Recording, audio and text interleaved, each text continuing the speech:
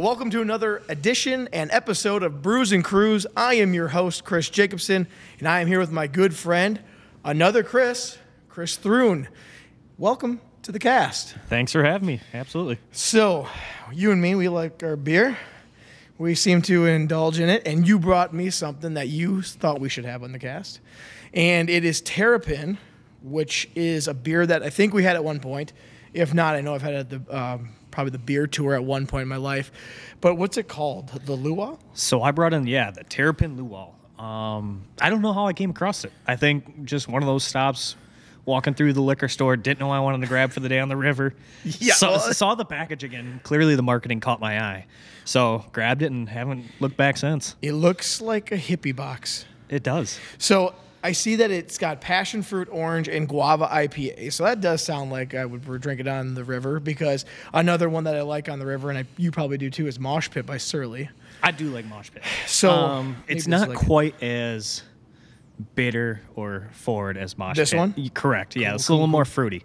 All right. So do you know what Pog IPA means even? I have no idea. You tell me. I don't know either. We're going to find out. I am not a brewmaster by any means, but let's crack this bad boy open. Sounds good. Let's open them. So you said you had to go to Wisconsin to get this? Yeah, so actually we had some friends pick them up from La Crosse out of Woodman's.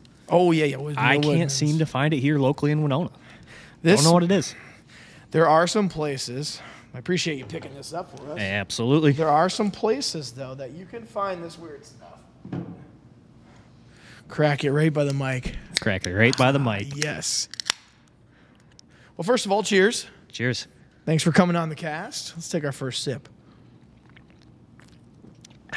Thanks for having me. How is it? I like it. You can taste the orange. I taste the orange, or it's guava. It's one of the two that I'm tasting because it has a different after flavor, but it is refreshing. So I said this on another episode. I can't remember who I was talking with. I want to say it was probably Hurley.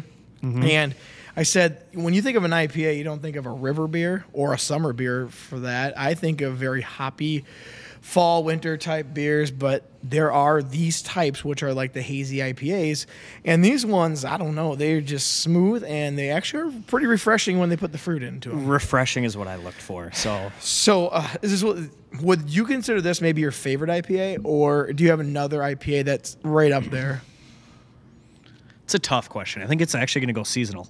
Seasonal? Dockside, as you know, is probably my favorite. Okay, so I just want to stop you right there, because Dockside, is my favorite, and that's from our local Island City brewery. However, it's changing hands. Did you know that? I knew they were changing hands. Okay. Haven't looked into it.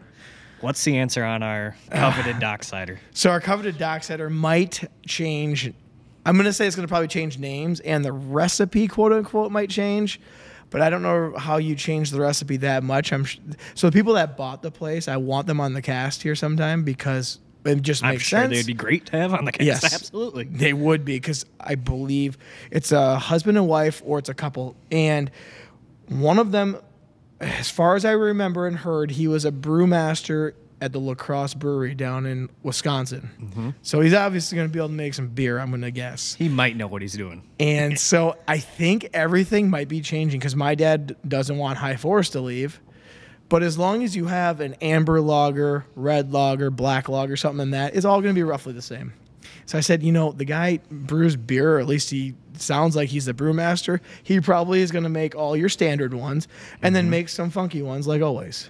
Because if you ever go to those, breweries, you always see your standards. You got your IPA, you got a lager, usually a Pilsner, and then they go in, porters and all that. Then they go into some goofy flavored ones, just like Island City does, to some testers. But then they always had their base ones. They sit with their flagship beers. Yeah. And then they do something a little bit different that people will talk about.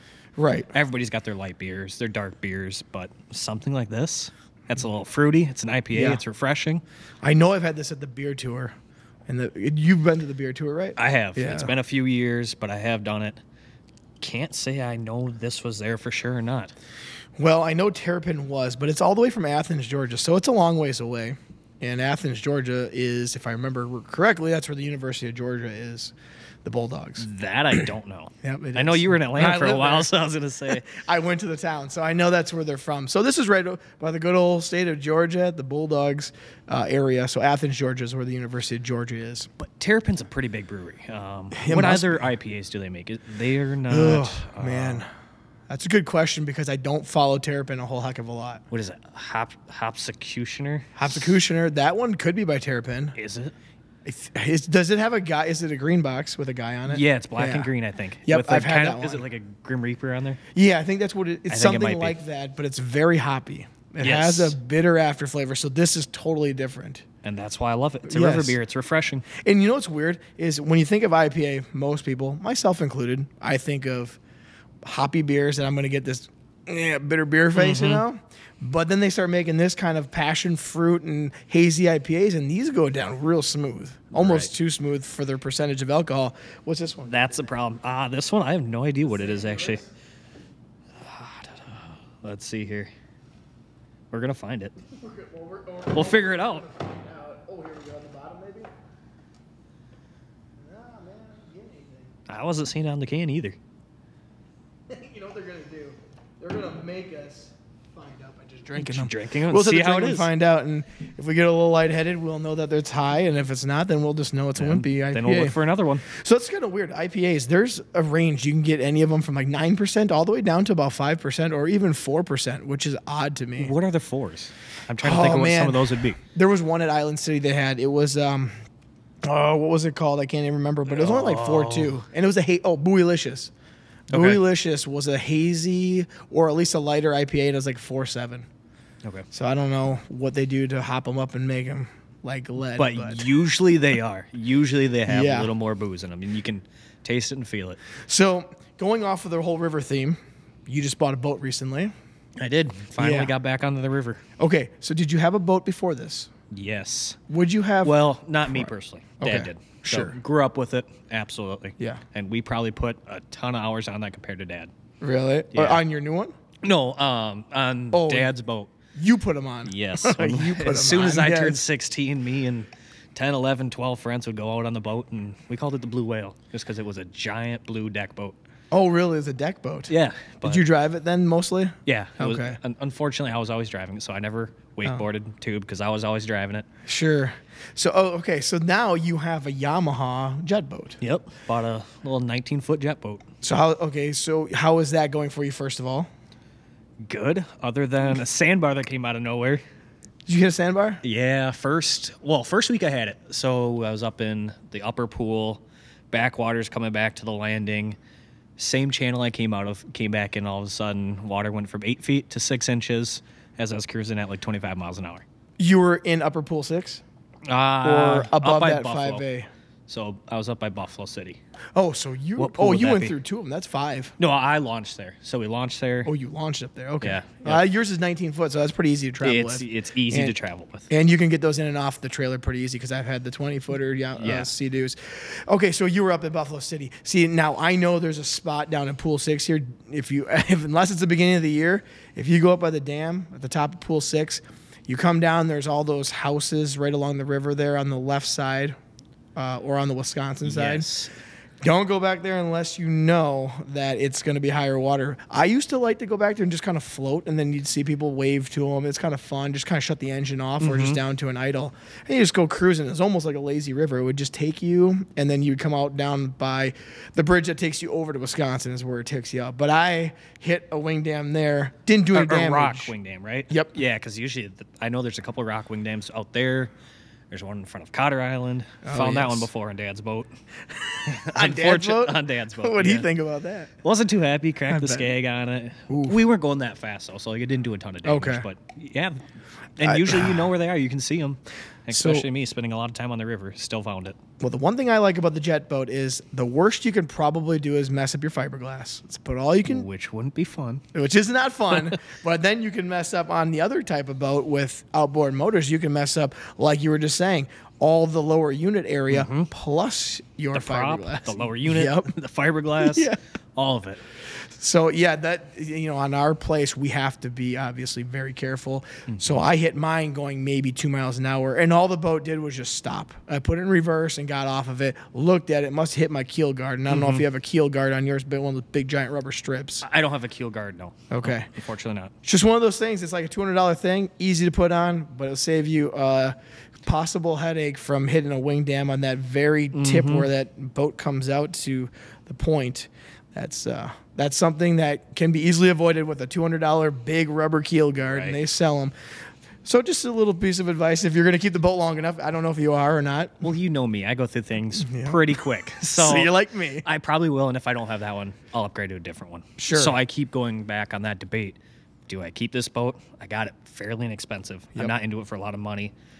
Or do I upgrade? But am I always going to want to upgrade then and buy the next newest, nicest boat? So you know what it sounds like you need to do this weekend is go to the boat show. Is it this weekend? It's this weekend. Rochester or the cities? Cities. Yep.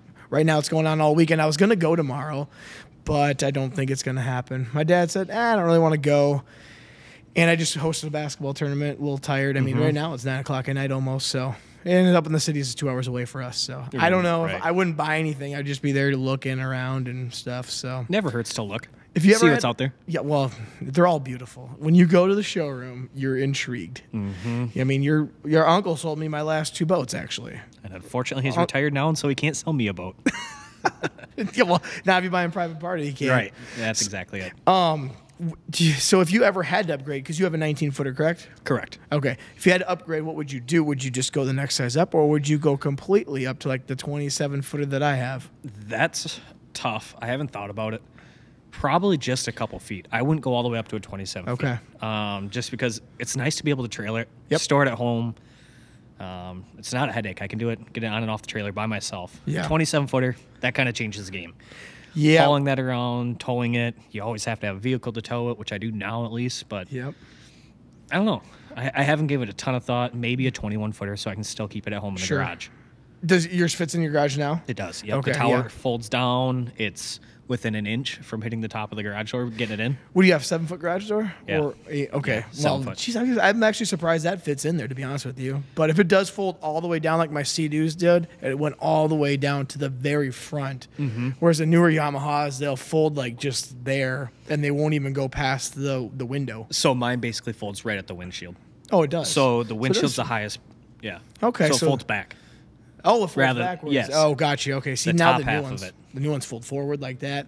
So that's a little different than what you have. At least you can store it in your garage. That's, Right. That's always a plus. And when I first got it home, it was about 2 inches too tall. I'm like, this isn't going to work. I measured that wrong. But what I did is I took the boat off there, off the trailer, lowered the ramps or the bunks. Yep. An inch or two. No, Did it you fits. It just squeezes in though. It's Did you have to tight. lower any air pressure at all? Nope. I thought No? about doing that. I Yeah. thought about taking all the air out of the tires, backing it in, and then airing them back up once it was in. Sure. Well, that's good then for you that you could do that so easily because the boats usually don't fit in a standard garage, no matter the size, unless it's like a fishing boat because they don't have any racks or anything on them. Did you? Was there any upgrades done to it or just standard? Nope. Fairly standard. Really original. Low hours. Interior is perfect. Exterior could use some work. It's Sure. got some bumps, scratches, but I think that's why I got it for such a good deal. Probably. I didn't want to dump a ton of money into it, and honestly, I wasn't even in the market for a boat when I bought it. I just saw it on Facebook Marketplace when I was going up to the cities. I'm like, I got a couple hours, might as well check it out. Sure. Went and checked it out, test drove it. I'm like, yeah, I'm gonna buy a boat today. Well, if I remember, you told me you got a really good price on it because you told me the price. We don't need to discuss that right now, but I remember I was like, that was pretty good. And if you don't know if you want a boat, if you weren't even in the market for a boat, this is a good price to get a boat at. Absolutely, because even if I don't want it now, I can get rid of it. I could sell it, make a little bit of money on it. Do you change your own oil at all? I don't know if I will on this one. I haven't yet. Okay. I'll change it beginning of the year.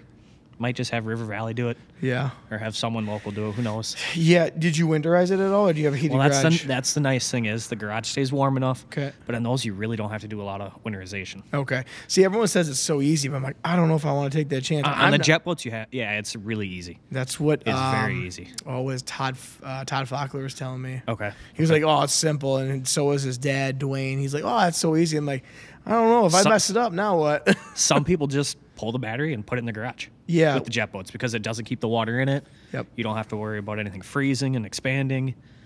I'm trying to think what else is like. Some people will fog them. That's what people were saying. I don't even know what that means. I mean, I got this podcast called Brews and Cruise, but I'm not mechanically You're not inclined the at all. You just know what you like. I know what I you like, drive. I won't go into super deep detail because I don't know it 100%. I'm not a mechanic either, but I looked into it, and it's basically just oiling the cylinder so I don't Okay. think there's any rust or moisture that gets Sure. in there over the winter. But then it follows the plugs, so you got to change the plugs at the beginning of the year. Oh, gotcha. Not the worst thing in the world to have No. new plugs in the boat.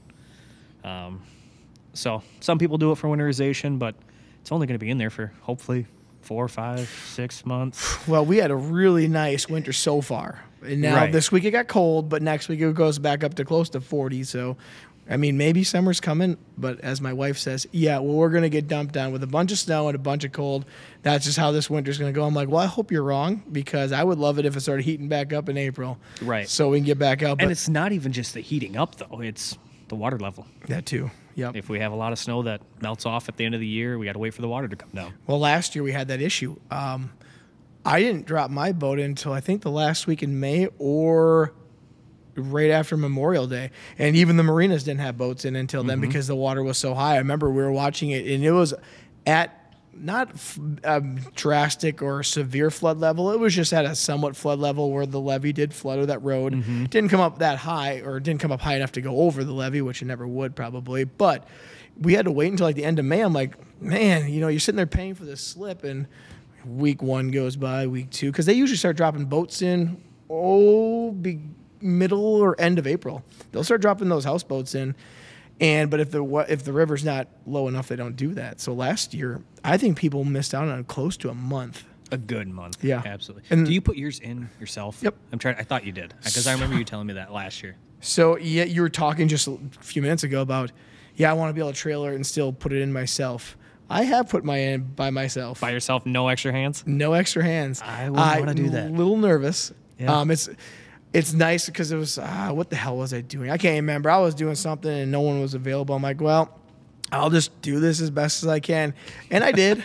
But the thing is, the trailer is really nice because I have rollers on mine. So, your bunks, you probably have to make sure it's level on there as you're pulling it out. Because I used to have to do that too, and sometimes it would crook it, so I'd back it back in and try to push it over a little bit, and then go back out and make sure because I don't want it leaning one way or the other. So it's not. You mean you putting- couldn't just pick it up and shift I it around in could the trailer? not. I'm not as strong as I might look. I'm all into beer, man. Right. Did it have any sound? Do you have a sound system on that's any good, or is it just standard factory? So that's one thing I actually looked into this winter is upgrading sound system, replacing the speakers, adding an amp, new Yep. receiver, head unit, maybe throwing a sub in it. But I'm like, all of a sudden I did all that and it's adding up to $2,500, $3,000. Like, Yeah, it will. do I really want to add that much more into this boat? Basically, Yep. just eats into any profit I could make on it if I flip it, Sure. or if I'm not going to keep it that long, because I'm definitely not going to get that money back out of it. So I'm debating on it still. Maybe I'll just upgrade the speakers because right now the jet boats, they're loud. They are. When you're Very full loud. throttle, they're loud, and it's not necessarily exhaust noise; it's just engine noise. Yep. So my speakers, no, it's the factory 4-speaker system. Sure. Nothing crazy at all. No, it doesn't have tower speakers, right? No tower speakers. So when I had that 24-foot Yamaha, the one that you probably first saw, it had the tower I speak. think that was the first one of yours I Yeah, saw. Yeah. the red, black, and white one. Yep. Tower speakers were sweet. Those were awesome. I wish the new one had the 27-footer, but it doesn't. But back to the point I'm trying to make here is they're loud, and the only way you hear your music is if you crank it. Mm-hmm. Well, if you crank it, you can't hear your friends. But when you're driving, it's so loud, who cares? So you're like in the middle, like, do I drop $2,500 on a whole brand new everything, and I'm only going to use it probably going out to a sandbar or wherever your destination is, and then you're going to turn it off most likely, get a speaker out on the island or the sandbar, and you're not even going to listen to your boat unless it's going full throttle and you have it cranked full throttle. Correct, which is usually marina to sandbar, and that's Yep. about it. Not too often do we go and cruise too much more than that. So you use a speaker when you're on the sandbar. Yeah, you don't use the speakers on the boat. You don't leave it powered on. I don't, because I've had my one scare before where I was out there for 7 hours and I had the house battery speaker going and it killed everything. So this guy that had he had a Baja, I think it was one of the speedboat cigar looking ones. He had to jumpstart me to Really? get me back. Yeah. So that's one thing I bought was a portable jump pack. So I had one of those too. So in case the house battery goes dead or you good leave it idea. on, Yeah. or someone else might need it. a couple $100. Yeah, that's But not, like now in the winter, I keep it in my truck. Yep. It's And- a lot easier than getting jumper cables out or being stranded. or being stranded. That's by even myself. worse. Yeah, that was embarrassing. Well, first it was embarrassing. And then Embarrassing, I'm like, okay, now I got to go around and tell everyone how stupid I was for leaving my speakers on that long. Because so yeah, I did. I bought one of those JBL. You know, it's an outdoor one, can handle dust, can handle some water. You can pick it up. Thing's loud. So I would just do that as my safety precaution. I'm like, you know what? We can listen to this. It stays on for like 8 hours, and it's very portable. Well, and you it's can use loud. that anywhere else. Yeah, and I use that softball. Yep. Softball at home, wherever else. Here at the garage. Yeah. So speaking of softball, that's kind of where you and me started becoming friends, I would say. I would think that's probably where we met. I would say so because you are, I don't think you're not, are you significantly younger than me? What year did you graduate? High school? Yep. 2012. Okay. So Yeah. then you're 6 years younger than me. So we wouldn't have even crossed paths. No. I think we knew a lot of the same people. Yep. Either younger than me, older, or younger than you, older than me. Sure. And obviously being around softball diamonds, things like that. Yeah. So yeah, that's how I kind of met you. And then I was like, well, yeah, I graduated with your sister, and then and then your dad, my mom worked together. So kind of crossed paths that way. So do you still play softball at all? I don't. Was the last time you played with me? In that one game I had you sub in like a year and a half ago? No, this year I did play. Did I play in a tournament or was it just a game? This last summer, I did play a couple games with Market. Okay. It was fun to get back into it. Yeah. I don't like the full-time commitment, and my whole reason to give it up was I got big into golf in the last probably 3 or 4 years. So Yep. I couldn't do either one of them well while playing them both. Sure. Just the swings, just couldn't do it. And I don't know, softball started to get really competitive, going to some of the state tournaments, looking at national tournaments. Well, you were doing all that. Yeah, Oh, like, so okay. like going up to Red Wing and playing and playing with some, obviously not a high division. It was, I think Yeah. it was D, maybe even E, Okay. which was fun. It was competitive, but I'm like, Yep. I don't love it as much as the rest of these guys do. So I'm like, you know what, I'm just going to kind of hang them up. I'll play here and there just for fun. Don't expect much out of me anymore, if you ever did. But I gave it up ever did. because, yeah, I stopped loving it, and then I realized I like golf. Mm-hmm. I can golf forever. Sure. That's Not true. going to play softball forever, Yeah. unfortunately. But I could play golf hopefully into my 80s. Well, you can definitely do it. My grandpa did all the way to almost his 90s. Exactly. Yeah. It wasn't great golf, but it was still something to do with your Yep. buddies. You can get outside, and so no, I will still play softball, but not at that same level. Sure. Yeah. Yeah, I'm at like 3 nights a week now, so I still love softball Mm-hmm. too. So you got big into golf. Did you always golf, or did you just start getting into it? I would say I wouldn't say I was a golfer before. Let's say maybe 4 years ago, Okay. I golfed. Did you But golf as a child at all? No, not really. No? I don't Okay. think I had my own set of clubs until I was maybe until I went off to college. Okay. In high school, I don't think I even really golfed much. My brother was on the golf team, but I didn't really golf much with him or my dad. And then, yeah, I think it was in college. I'm like, you know what? I want to buy a cheap set of irons. So went to Dick's, found the cheapest set of decent iron Yep. Callaway XOTs that I could find. Still swinging them Yeah. until this year. I'll probably change out. So, well, the clubs I had just until this past summer, I had since I was in 6th grade. They were the Ping i3s. 1999, the summer of, I got those, and I golfed with them. And to be honest with you, with the new ones I have, they're fine. They're the Ping i420s or something. I can't say that the $1,300 I spent made a difference much. It's the wizard, not the wand. It's all me. So I'm like, I could have probably saved $1,300 and just kept the other ones that I had. So the difference is I bought these ones that were not oversized, but they're not oversized, but they're not a player club. It's like an in-betweener. And the other ones I had were oversized. So it hit everything a little further. Now when I go, I have to hit a club more than I'm used to for the same distance of the club I had before. So now you only hit your 4-iron like 250 yards now. Yeah, I I've know. sing you hit the Yeah, ball. I know. I've seen you hit the ball. So I used to hit my 4-iron about 220-ish. Now I can probably hit that about 210 with the new set that I have. Actually, you know what? My new one doesn't even have a 4-iron. It has a 5. It starts at 5. I can get one if I want it, but I'm like, I don't really use it. And like you said, I do hit longer ball off the tee, so I'm already within usually a 5 or less. You don't have to be humble. You hit the ball a mile. All right, I hit the ball like on average at least 300. And the courses we play here aren't long courses. You're talking a par 4 is like 360. Well, my next shot is usually under 100 yards. That's a wedge or whatever. So around here, but if you go to like a professional course, for my bachelor party, we went to what was it called? Northern Bay. Have you ever golfed at Northern Bay? I don't think so. It's like 30 miles north of Wisconsin Dells. So what they do there is they have they do some replica holes. Really kind of cool because some of them are like Augusta National 13. Was that really popular one? 16. 16. Yep. So that one's popular. Oh no, Augusta. Augusta is. So what's the one with the little bridge? I was thinking Waste Management. That's 16. Augusta. I think it's 13. The one with the little bridge. Yeah, I know which one you're talking about. So you know what I'm talking about. Don't know the number. Hey, Nope. if you guys know, comment. We're stupid. Please let us know. Yeah, we're stupid. So anyways, that we got to golf that course, but then some of them they had, your 500-yard plus par 5s. So it did take you all of almost 3 shots to get there like it's supposed to.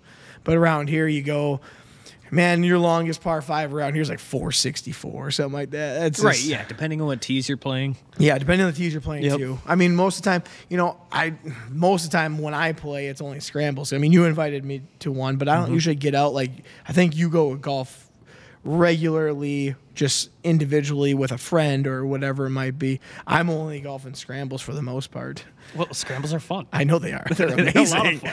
They're good after about the first 9 holes, and you got a few IPAs in you. Yes. Especially at the Bridges, they have good IPAs in the They clubhouse. have a great selection. Yes, out they there. do.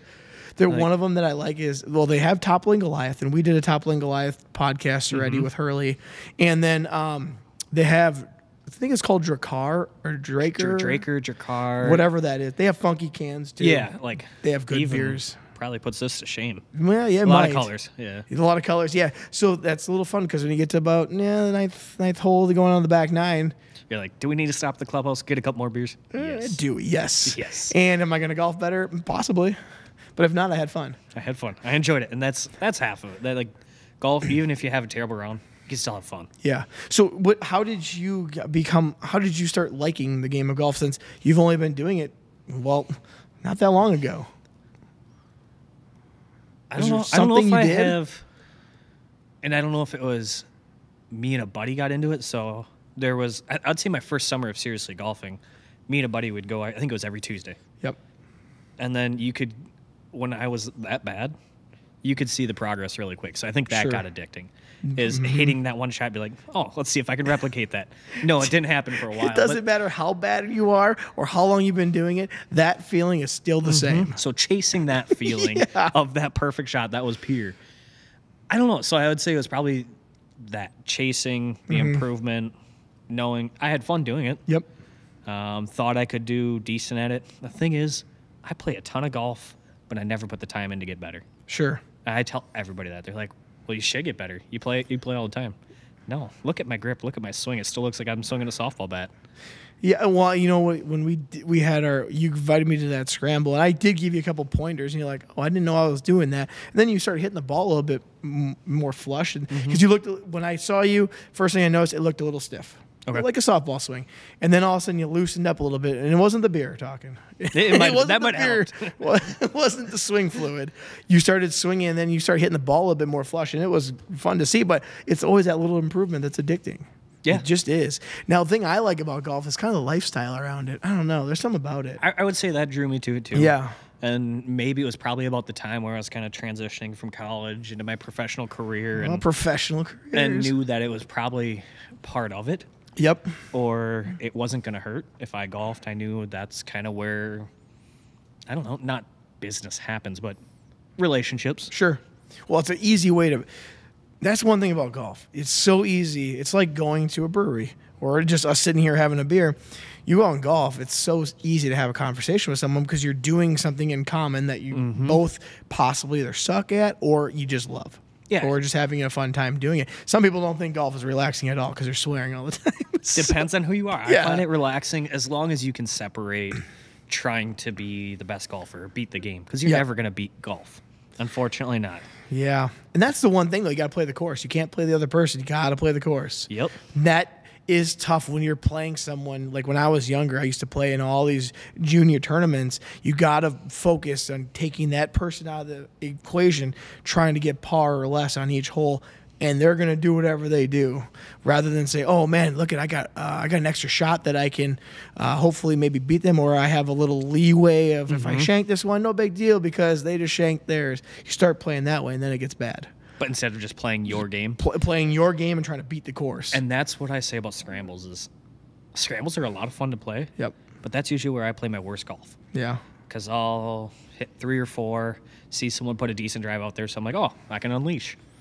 Yep. And I swing out of my shoes, Yeah. shank a ball into the woods, or do something, and then I'm not playing my game. I get Yeah. into my head, and then it's just downhill from there, and I don't actually You set are up so my right next with this. shots. You are so right with this because usually I go last on when it's the drive, and someone hits a nice one. I'm like, cool, I can just swing out of my shoes, and then it screws up my grip or whatever, my swing for the next shot sometimes. Right. Because I'm not focusing on how to actually swing like you're supposed to. I was just watching this video of Tiger Woods. He said, when I swing, it's like 80%. It was an older video. When I'm swinging my driver or whatever it is, like 80%. He's like, now I'll crank it up to like 90 or 95 and try to hit it really far.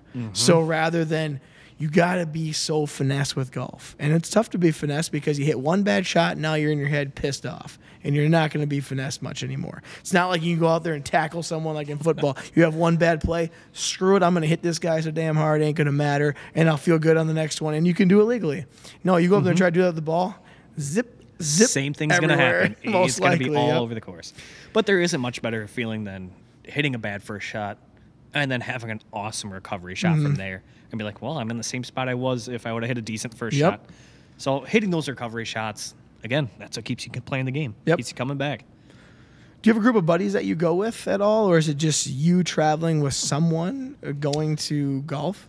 Because I see your Snapchat, and all of a sudden you're at a golf course. I'm like, it's not anywhere near here. So I'm like, where are Right. you, and who are you with? Yeah, I have a lot of buddies that actually have either picked up the game, love the game. Yep. A couple of buddies that maybe are borderline addicts. Okay. So, but it's fun because any day I could get a text from a buddy saying, Sure. hey, you want to go out and golf? And it's not necessarily a whole group text. I have buddies all over that like to get out and golf. Sure. So, and I don't know if you know me, I don't say no often. So if I could say yes to golfing, I'm going to get out Yeah, and golf. I got you here. Yeah, Didn't that's true. take That's anything true. besides just making Well, the this weekend work. was an easy yes. Yeah, well, beer. Sit down, have a beer, and have a And chat, conversation. yeah. I don't get to see you too often, so it's nice to Yeah. sit down. I think the last time I saw you was probably at my wedding or maybe a bank event. I don't. Oh, no, Yeah. I don't even know if I've seen. I don't know if I've been to a bank event since September. No. Seymour holiday party? I was there. Yeah. Oh Okay, yeah. so that That's would be right. it. So that would, We that did was- talk. I think you Yeah. bought me a beer actually. Probably. Yeah. I think it was Toppling Goliath, King Sue. Might have been a pseudo. It could have been pseudo. It's one of the two. Uh-huh. It was over that new place in town. Yep, yeah. The parlor. The good old parlor Yeah. room. It wasn't bad. No, yeah, I that's like right. that I did place. see you there. So never mind. I did see you there. So now my next question for you, golf related. I see you golfing everywhere. What do you have a favorite course somewhere? Around here, I have a couple favorite courses. It's All hard, right. hard not to argue a couple of the ones really close to home. Cedar and Bridges for two different reasons. Okay. Cedar, they're both beautiful, but Cedar's beautiful going through the bluffs, Yeah. going through the valleys, Yep. the trees. Bridges is just difficult and fun because it really challenges you. I'm kind of getting to that point where I'm becoming a better golfer, so playing Sure. Bridges over and over Yep. is fun to try to find different angles, different landing spots, where you want to be. I do play league at Bridges, so I'm there often. Is that Tuesdays? It's Mondays. Mondays. Mondays, yep. Yep. So back nine. That's a bitch. Back nines, yeah, back nines not fun. Not fun at all. Especially 11. Everybody talks about Oh it. yeah. I dude. commonly hear it referred to as the hardest par 5 in Minnesota. Don't know Really? if that's true or not The second for a shot. couple different reasons. Well, second shot for me is the worst. I don't know what shot is for you on that court. It's always the second shot. Now I can get it over that crick, but it doesn't matter because it dog legs, but you're going through the narrowest tree line, and if you're just off the left or just off to the right, you have to like punch it just so you can get your third shot up onto the green. And when I mean up onto the green, you're talking 30, 40 feet high. Every bit of a 30, 40 foot Yeah. elevation on that green. So yeah, your second shot, even if you land your second shot between the two oak trees, Yeah. you still have to get under that second oak tree, but up on the green, on the elevated green. So let's walk through that whole hole. Your tee shot, it's not easy for everybody to get over the creek. Right. So you probably can, a lot of people probably go for it, end up in the creek. Yep. Or they'll go short of it, but then they have that first oak tree. They either have to go Yes. under that or try to go over it, around it. I know a couple of guys that actually will run the left hill above that tree. Really? Yes. So here's my second thought on that hole. You go short and stay up on top of the hill. So, I don't know, take a 5 iron, hit it down there, and then you're already up at green level-ish, and then you swing for it. I've never done that, though. I don't know if that's possible because that's, well, maybe for someone. Yeah. I'm going to guess that's probably a 300-plus Okay. yard shot from there. So then it's like what you were just saying on these recovery shots, whether you're there and you hit below the green or you're down and you have the oak tree and you're waiting to punch it, you're still in the same area, most Right. likely. It's what I'm saying. There isn't a easy way to play that hole. No, that if is you a walk tough away one. with par, you're usually happy there. Uh-huh. But- Even in a scramble, par's not bad. Sometimes you're like, oh, we got a par on this one. Yes. Usually a par 5 is where you shave a stroke or two Yeah. in a scramble. Usually For that's sure. a birdie, and you're mad if you don't get a birdie. But on that hole, You gotta have to deal take with par it, and yeah. run. No. But even after that, it doesn't get much easier. You get a couple blind greens that are down below, maybe even more than, 50, 60 feet below you on the next hole, 12. Yeah. 13's not terrible. No, that except for where the tee box is a pain because that 13 is that one that is like only 300 yards, I believe. And the green used to be back further with a fan blowing on it, but it doesn't do that anymore. They brought the green up. Right. So I can drive that green. However, where they always have the tee box, there's a tree line that kind of pokes out. So you have to be so precise not to hit the tree line because if you do, your ball is probably going to lose all distance or go in the woods. Or if you just barely go to the left of it, it goes right towards the green. Otherwise, you're on the other tee box that goes towards like 14. Yeah, So you're on that 14. one then. That back nine, that is a pain in the ass. It's fun, though. It is. It's a challenge. It's fun. It's a pretty course. It's beautiful. It's nice to kind of have in our backyard. I know. That and Cedar and even some of the other 9 holes around here. Yeah. Wilson and Westville, they're fun. So then going outside of our Winona area, some of these places I see on your Snapchat, I've never even heard of. So I don't know how far away you even are. Are you a couple hours, a weekend trip, or? It's usually within 2 hours. Okay. Usually. So what's your favorite one just outside then?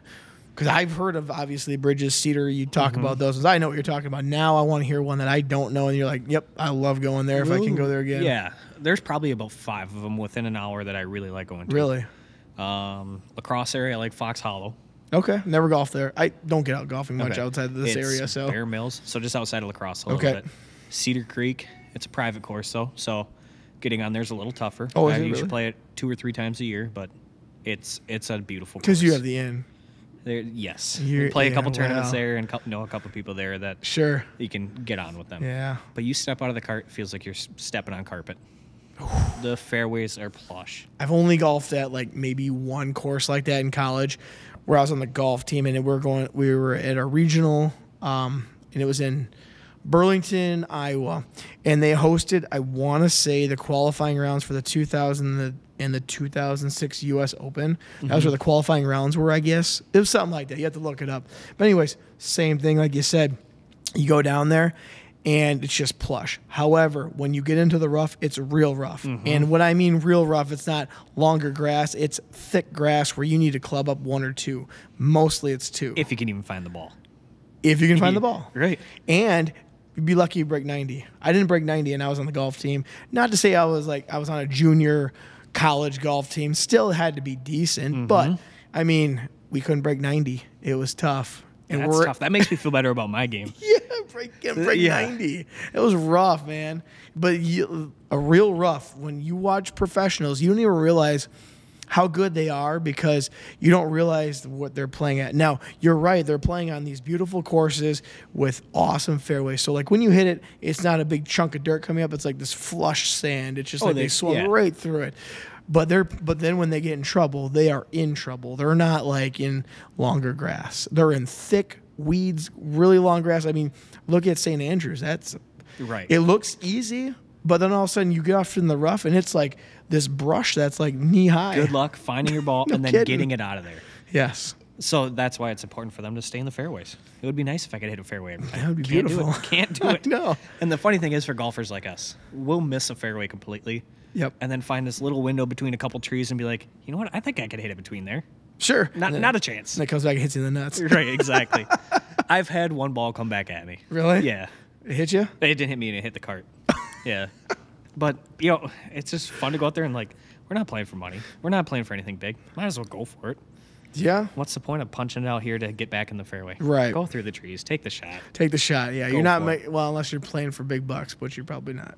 No, but other than Fox Hollow, so going back to those courses, I'd say the Jewel up in Lake City. Ooh, yes. That That was the is- one. Who designed that one? Hale Irwin? I believe. I don't know that. I believe it's Hale Irwin. That's where my golf knowledge. Okay. I don't have that golf knowledge. I'm like, I just like playing the game. Now, the reason I know that is because my friend from grade school, his mom was an accountant for them or something, or at least she worked in Lake City. And I think she was going to work at the Jewel for something that they were doing. And I believe it's Hale Irwin who was the designer of that course. I've never been there, but I hear it's beautiful, and it's only an hour away. So I got to get there sometime, or else we got to go. It's one of the two. Because I don't have many buddies that really go out of town to go golf. They'll golf in town here, no problem. But going out of town an hour, I mean, it does. You got to figure a whole day if you play 18. I mean, you got at least 4 hours. But it's fun to make a day out of it. Oh, it is, yes. Because we do the same thing with like snowboarding and stuff like that. We go and, you're going to be there for a few hours, and it's going to take you about an hour to get somewhere. So it's the same concept, just different. But I never ever get out of town to golf for some odd reason. I don't know what it is. And We're I gonna love change golf. that this summer. I know. But it's really hard for both of us. I know. Especially you. You got softball. Yep. You got the boat. Yep. And then golf. I know. It's hard to say no to a boat day when it's like 85 and sunny out rather than going golfing. So it's tough. I mean, you probably know that too. Now that you got a boat. Now that you got a boat. What I did this last summer was I tried to golf early. Golf 8 to noon Oh, at a decently local course. So then I can get on the water by 12:30. you're ambitious on that 8 a.m. Morning golf is fun. Is It's it? actually a lot easier to get up for morning golf than just about anything else. Oh, really? Yeah. Man, I remember golfing in those tournaments when I was a kid, and it was morning. I'm like, oh gosh, this sucks. I did the Really? I don't know. Do you remember the around the county golf where there was when I was younger, they had this thing called the around the county golf tournament. And you went and golfed at 5 different golf courses in our county for 5 days, and then obviously the total of your score is where you placed. Every day was like 8 a.m. So driving to St. Charles, and I am not a morning person. I get up to go to the gym in the morning. Not that I like it. It's just so I can get it out of the way in case something comes up in the evening. But I absolutely hate mornings. I don't know what it is. But anyways, kudos to you for that because I couldn't. I could do that. But it's not like I'm like, hey, let's go golf at 8 a.m. I'm like my dad, I guess. I can't get up in the morning. See, I enjoy it. For golf, I will. Yeah. There's a few things I'll get up for. Sure. What other things golf. you get up for in the morning? Work. Work. Shit. It's not the gym. Yeah, not the gym, I promise right. you that. No, it's not the gym. But yeah, golf, Okay. I'll get up for because then you're done early. Yeah. You got a full day ahead of you. So even if I'm not going on the river, I got a full day to go do whatever else I want. Or I've had a few drinks and I'm like, all right, I'm just gonna nap the afternoon. I'm just gonna nap my afternoon away. Right. Damn. And I've done that before. Then you wake up at 4, you're like, oh, I kind of wasted the whole day. I Afternoon. know. Yeah. Well, okay, so you have 2 courses. You said there's like 3 other ones that you really like around the area. But where was that second one? Well, no, sorry, just the third one. That second one that you said it was like a private one. Where's that one located? Cedar Creek. That's in. I think it's technically on Alaska. Okay. Maybe Holman. Right So the between lacrosse area. Yeah. Gotcha. Okay, and then Jewel, Lake City. Where are the other 2 then? I gotta think. I guess the 2 that I like playing, and it might just because of the scenery, would be Coffee Mill, actually. Oh, really? I feel like not a lot of people, because you go up there and unfortunately it's quiet. Sure. But Well, that's only half hour away. It's a beautiful course. You play on the top of the bluff. So Yep. you got views of the river, of the valleys. Sure. What is it, Mount Frontenac? Yep, I between did golf Red there Wing, once. Lake City, and then the Highlands at Mississippi National, right before Red Wing. That one I golfed at. I think it was for high school. I golfed there. So yeah, so they Wasn't have bad. they have 218s. Yes, that's right. They did have So in 218. college, the membership there was like $225 for a student. So I'd go play 18, go grab lunch, come back, play another 18. Jeez, 36 holes in a day, huh? Yeah, I've only done it a couple times in my life. Yeah. I don't know if I'll do it again. Because me and a Well. buddy, we did that at the Jewel this year. It was probably one of the last weekends the Jewel was open. It was fall. Yep. Colors were beautiful. Tough to find your ball. Leaves everywhere. Yeah, absolutely. It's tough. Absolutely. But no, we played 18. We're like, well, if we play another round, it's cheap because unfortunately the Jewel's not cheap to play. How much is it? I believe a normal weekend is about 110. for an With 18 cart hole. or With a without? cart, yep. I suppose that's not bad. But I spent my it's money- worth it. It's yeah. a really nice course. I spent my money worse. You go Oh, yeah. snowboarding, it costs you like $50-$60 for a lift ticket. You eat there, you're already up to $100 just doing that. Mm-hmm. Things ain't cheap no more, man. No, unfortunately not. And golf's one of those things that It's I don't know if I really budget it, and maybe I should, but I just golf and just keep golfing. budget. Put a golf budget. Half my It's paycheck probably goes for that. it's probably one of my higher expenses, just Sure. because I golf all the time. I think this year was probably 60 or 70 rounds. Yeah. So That's- that adds that's up a on- lot, and just dude. green fees. And then you got golf balls. You get all the accessories that go along with yeah, it. well, New yeah. clubs. Did you get So- new ones or you still got the same ones you bought? still have the same ones. Okay. Probably this winter. The Callaways, you said? Yep, Callaway X hats. Any idea of what you think you might want? I'm trying not to go in there with an idea of what I want because I don't want that to skew sure. what I hit. Yep. I kind of did that to myself a little bit. I was high on ping, so I kind of wanted to stick with ping. The other option that they gave me that was actually when they were fitting me, however good a fitting can be on a green screen when they're putting the little tape on the bottom. I think the other one that they said was good for me was TaylorMade. Any idea what TaylorMade irons I they were? don't remember. 790s, 770s. Nope, don't even remember that. Okay. All I know is I was like, I'm pretty partial to Ping, so kind of want to stick with Ping because I had such good luck with them, and I had them for 23 years prior to that. So And you must have hit them well enough on Yeah. the screen to be like, yeah, you know what, let's go with them. yeah, I did. They were both hitting pretty close to the same accuracy. The only thing with the Ping, like I was telling you, is it hit like 10 yards lower because it's not a blade and it's not an oversized. It was right in the. It wasn't. What the hell? And I know the name for that. It's like a player it's not improvement. a player, it's not a game improvement. It's a. I don't know, but did you hit any blades? Yes, I think I did hit the blades of Titleist. I want to say. Okay. They weren't great. It didn't Well, feel they're, good. they're not easy. They hit that sweet spot's Yeah. tiny. You got to be a really good golfer to I hit felt them. like I was hitting a damn rock. Yeah. And I didn't like that feel. Probably because you're missing that sweet spot. Yeah, It's well, much that too, smaller on those probably. clubs, but when you hit it, you have a lot more control with it. So you Sure. can shape shots. Yeah. Well, I know that's what most of the pros kind of play with is those blade types. I would imagine they all do. I don't know Yeah. for a fact though. Some of them might have different clubs in their bags. Well, you watch some of those shots they hit around corners, dog legs, and stuff. I'm like, how the heck did they hit that? The only time I can do that is when it's going right and it's a slice, unintentional. Unintentional. I know how to do. I know how to do the draw, or not the draw so much, more of the hook Yeah. around something. Just twist that right hand over like it's a baseball bat, and it just whoop. However, the next shot you gotta be careful because of the fact that now you think about that right hand. Don't do that. Don't do it again. Try to straighten it out again. So when you're playing now, I got a question for you. What are you wearing? Are you going there looking like a pro, or are you It depends on where I'm playing. okay? Yeah, usually I'll wear golf shorts, whatever those Sure, might yep.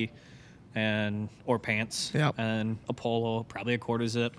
Honestly, I might wear this. Damn, you're fancy. Fancy. Fancier than me. But it depends on what course I'm playing. Sure. I don't know, Public course, you're gonna wear something a little less. but I don't think like you should be required to wear that. I don't know. It's comfy. I like playing the part. Yeah. Well, they say half part of the game is looking the part. At least if you didn't shoot good, you look good. You're right. Exactly. Well, But no, when I used to play, I used to love playing in like basketball shorts and a tank top. you're comfy. I'm Why very not? comfy, yeah. Why not? However, and this is where I'm going with this, the brand that I love now is Bad Birdie. I love all Bad Birdie stuff. So I have probably 6 polos by them. I have my golf shorts mostly. I wear the Nikes because they're nice. But that feels the closest to not having sleeves on while still looking the part. So that's what I was asking you. Do you have a specific brand that you wear, or just whatever you have? I wouldn't say I have a specific brand. I have a golf closet. Have a golf closet. So you look, I have all the pants hanging, and then have all the polos hanging. Half of it is like basic, just solid colored polos. Maybe have one other color on them, and then the other side is wild print. You grabbing one? I'll grab one. Here. Take another. Crack it by the mic, baby. Have another. That's the sound of a refreshing IPA for the summer. For the summer months, boys and girls. Golf season. This is good, Boat dude. season. This is, I don't know. Have you had it before? Oh, 6.5, dude. Found it? Right there, 6.5. Yep. All right. So now that you're drinking it, do you remember it? Have you had it before? I feel like the one day we were I know on the I've river. had it. It doesn't bring back a memory in my head that I've had it, but I know I've had this because I've seen this box before. Okay. So I've seen this can before. It's hard to forget it. Yeah, no kidding. It is hard to forget. Right. So going off of now golf, here's what I want to go back to because I know you're into cars. You've been into cars. Yes. But I don't know how much you've been into cars because of the fact that we're 6 years apart. Mm-hmm. And so I don't know where your car journey begins. Mine began with a 2002 Jeep Grand Cherokee and it's evolved into some of these behind us. But what was your first car? And then what'd you have after that? Because I know that you had, I want to say, Mustangs and stuff like that. I've had a few Mustangs. Yeah. So do you remember any of my quote unquote fun cars? No. No? Well, I Okay. mean, I know your Jeep Gladiator. And that's probably it was fun, but it was, I don't know. It's a brick on wheels. Couldn't get out of It's a brick on wheels. Couldn't get out of its own way. It was a cool car, and that's kind of why I got it. Sure. It eventually, it was that novelty kind of wore off. I'll just So do this. I don't know if Yeah, hopefully they can hear me. I think you're coming in good. Sweet, sounds good. But no, it all started with a 2000 Mitsubishi Eclipse GT. Of course. Why would it not drop top? No, Whoosh. hardtop, coupe.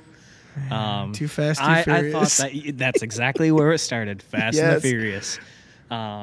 So no, it wasn't a drop top like in Too Fast, Too Furious. Oh man, Who was that drove it? That was it? Was it Tyrese. Tyrese? Yes. Tyrese Gibson. Yes. And it was eventually similar to that. So I bought it completely stock. I think I bought it when I was 14. Okay. So we went and picked it up, me, my dad, and I think one of his buddies. Brought it home, parked it in the garage, let it sit for a year before I got my license. Sure.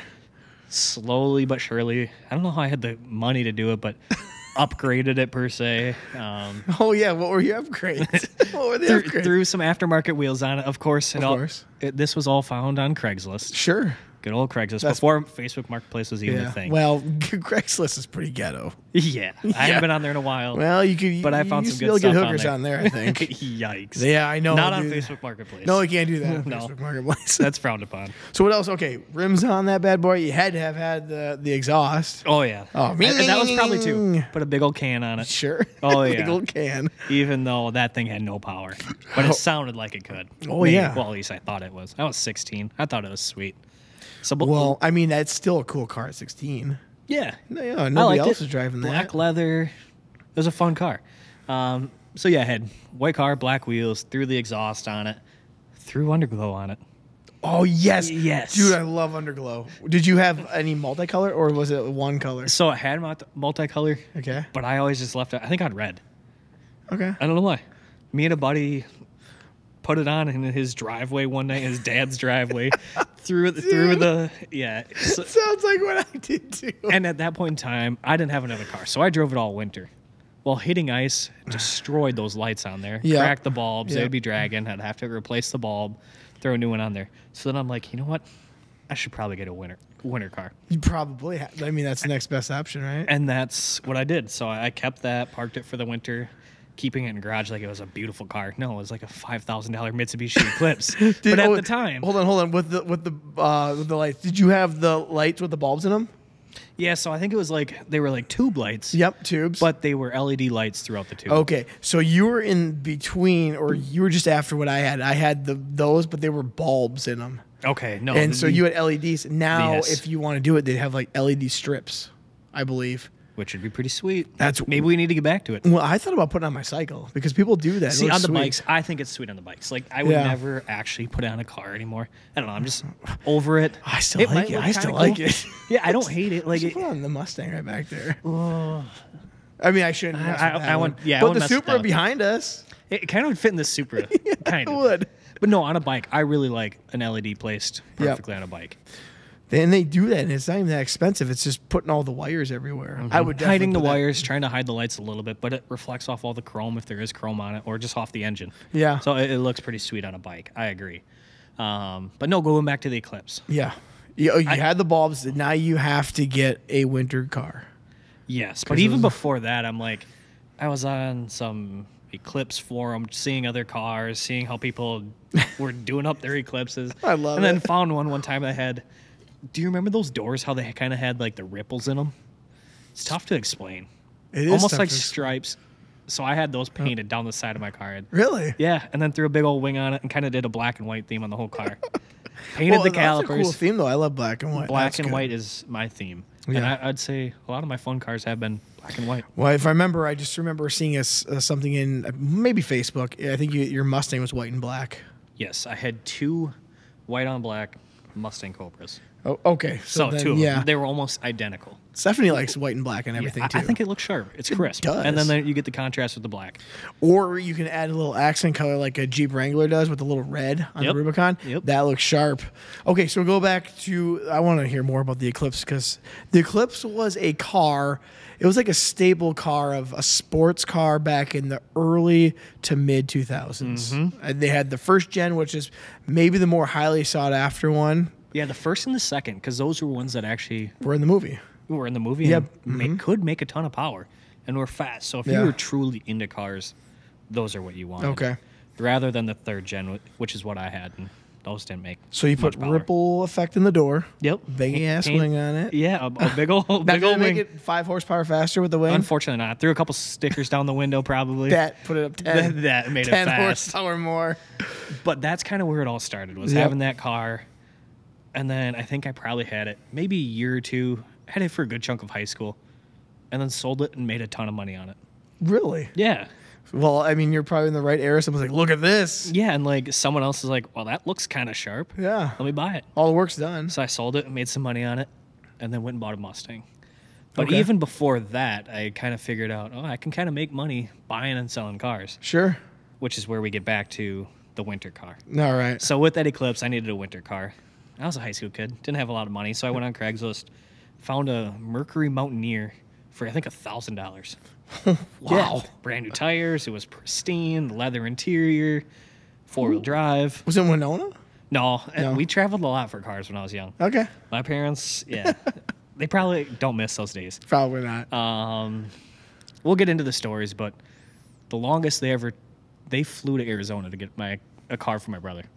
Wow. So the 3 of them flew to Arizona. I think it was Arizona, maybe Nevada, and drove it back. Either way. Either way. They're both a long way One of my away. Cobras came out of Kentucky. One of them was delivered from North Dakota. So like some of the cars came We had them from. delivered too. The one from North Dakota, yes. Okay. He delivered that one to me, which was kind of nice. I didn't have any money down on it. He brought it here. I liked it. We bought it. Wow, that's actually Yeah. risky on his part. It was risky on his part. He was kind of coming this way, but Yeah. he was coming for heydays, snowmobile, swap meet type thing. Sure. But he brought the car with him. If I wouldn't have liked it, he was just gonna have to tow this car around all weekend. Tow his car around. And that one's kind of a funny story too. So we'll get it. I guess we got more stories than I thought. I of. know you do. So going back to buying that winter vehicle, that Mountaineer. So I bought it, drove it for the winter, parked the Eclipse. Well, the Eclipse comes back out as soon as salt's off the road. Yeah. As soon as it possibly could. Well, I'm like, well, I don't think it's Mountaineer, and I need cash. I better sell this thing. Sold it. I think I probably more than doubled my money on it. Sold it, $2,500 maybe. Well, I mean, like at that even time- just having 4-wheel drive or all-wheel drive is worth something here in Minnesota. Yeah, exactly. And so it was nice to have it all winter. Didn't have to drive the Eclipse because A, that wouldn't get me anywhere, and B, I thought it was a super nice car. Didn't want it to rust or whatever it might be. Sure. So I bought the Mountaineer, and then I just ended up doing that every winter after that. I'd buy an SUV, almost always a Ford Explorer or a Mountaineer. They're identical. Yeah. Yep. So counting all Mountaineers and Explorers that I've owned is 12. Whoa. Yeah. Whoa. Because I did it every winter and sometimes 2 or 3 times in the winter. So you would buy a car in like the fall, winter, Yes. drive it, clean it up, sell it for a profit, and then just That's exactly really it. nice just And to then have I a new car realized every year. there's kind of a market here, and if I looked far enough or looked long enough, I could find a decent deal. Sure. Something that everybody else passed up on because it was dirty. Yeah, right.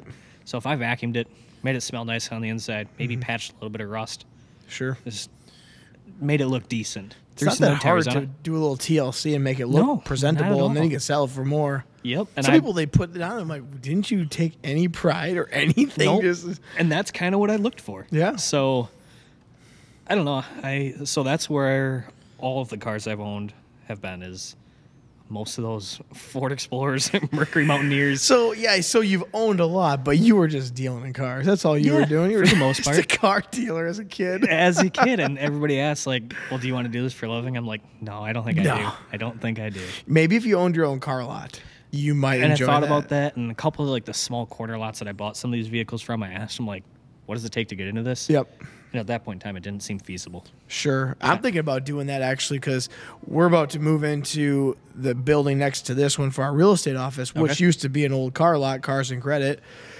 I thought about maybe getting my dealer's license because of the fact I could sell cars there too, and I wouldn't sell just old junky things. Are you Something. calling my Explorers junky? No, I'm I saying would. they're practical cars that people would buy. I don't want to have this ghetto lot, but I'm not trying to sell BMWs or Mercedes. Just Equinoxes, Toyotas, whatever things that sell. Just don't diminish the property because it's still a real estate office at the same Right. time. But however, you can go up and buy cars at the auction, maybe drive them for a year like you did, and still sell them for a profit because they only buy them at wholesale up there.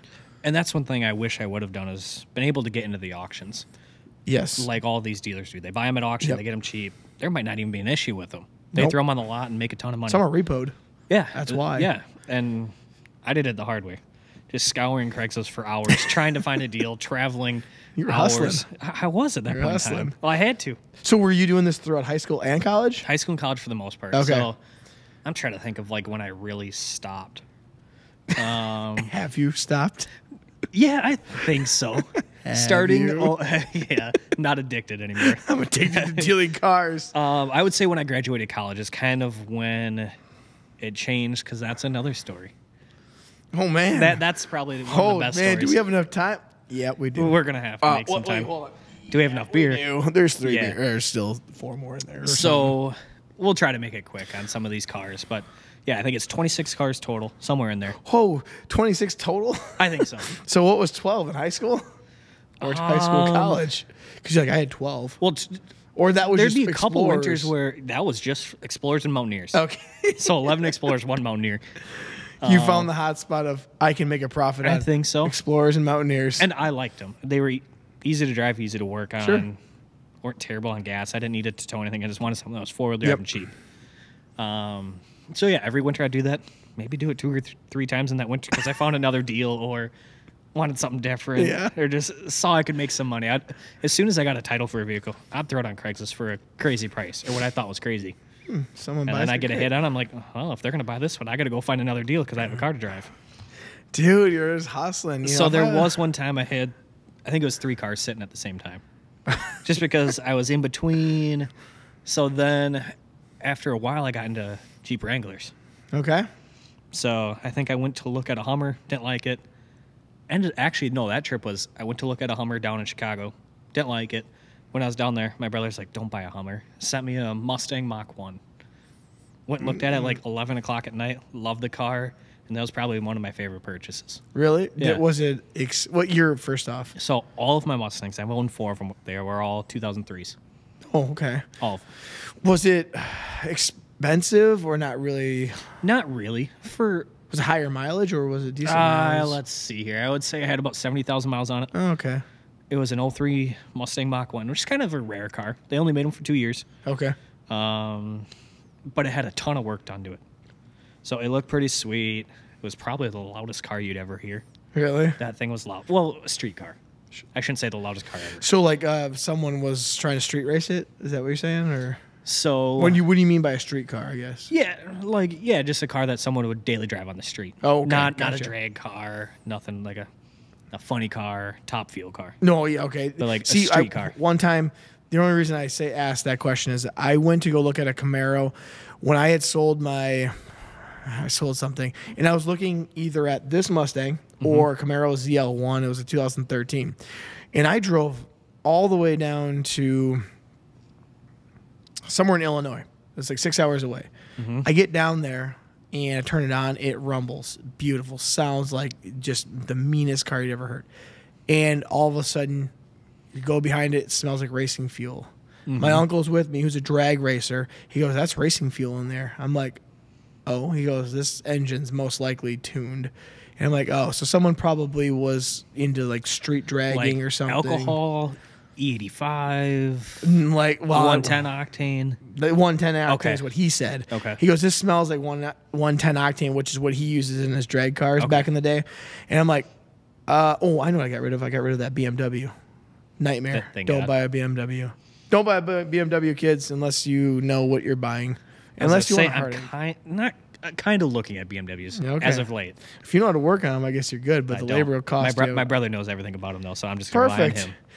Well, anyways, went down there, smelled it. I'm like, I'm not replacing one headache with another headache because my uncle's like, "You're probably going to have to get this tuned every so often." I go, "I don't want to do that. I want something stock."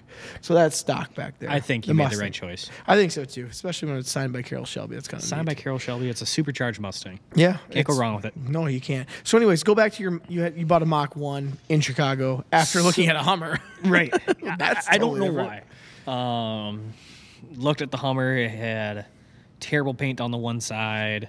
Yeah. It was kind of a fun trip down. Went Was down it there the with three H2 buddies. or H3? It was an H3. Okay, Justin had one of those. Yeah, and I liked it, but I would have hated the thing. I probably would have owned it for 3 months. It has think I 5 would. cylinders. Weird.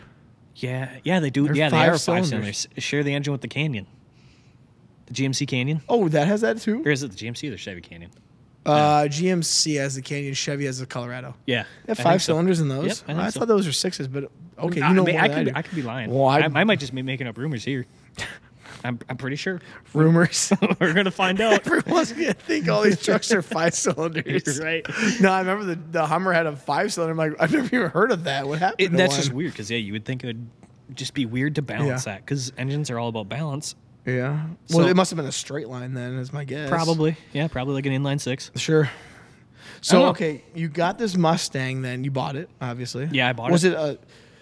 Did you have your winter beater still? Or were you in between beaters? I at the think time? this was in the summer. I'm trying Okay. to think what I had. I might have just sold the car.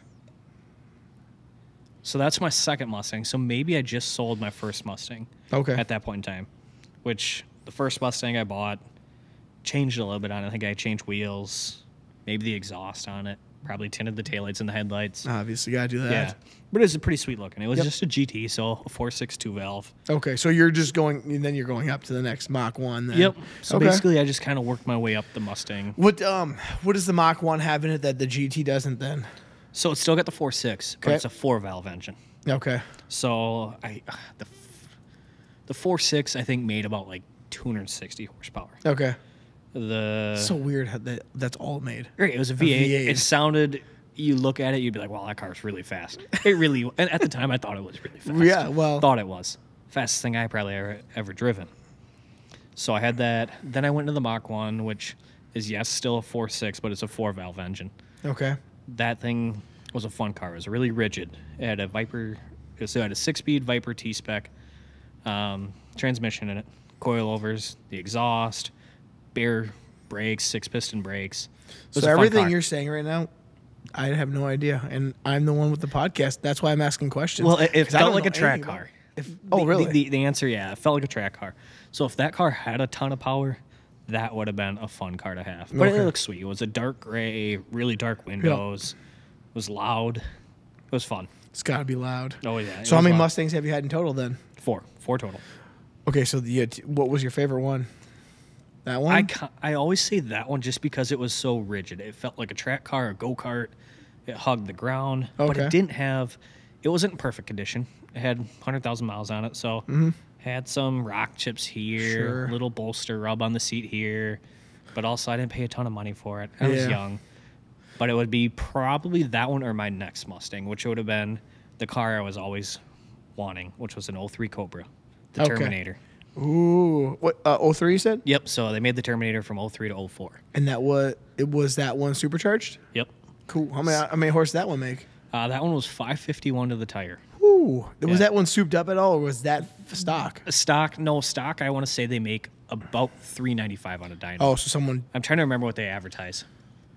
I should know this because I was a fanatic okay if you don't. for a while. I just know this one says 500, but I don't know if it Yeah, does. It. so it made 551 to the tire, which was plenty of power at that point in time. Sure. Yeah, it was pretty souped up. It was lowered. They pulled the blower off it and ported it so it could flow more air. Changed some of the pulleys, the exhaust, the intake. Okay.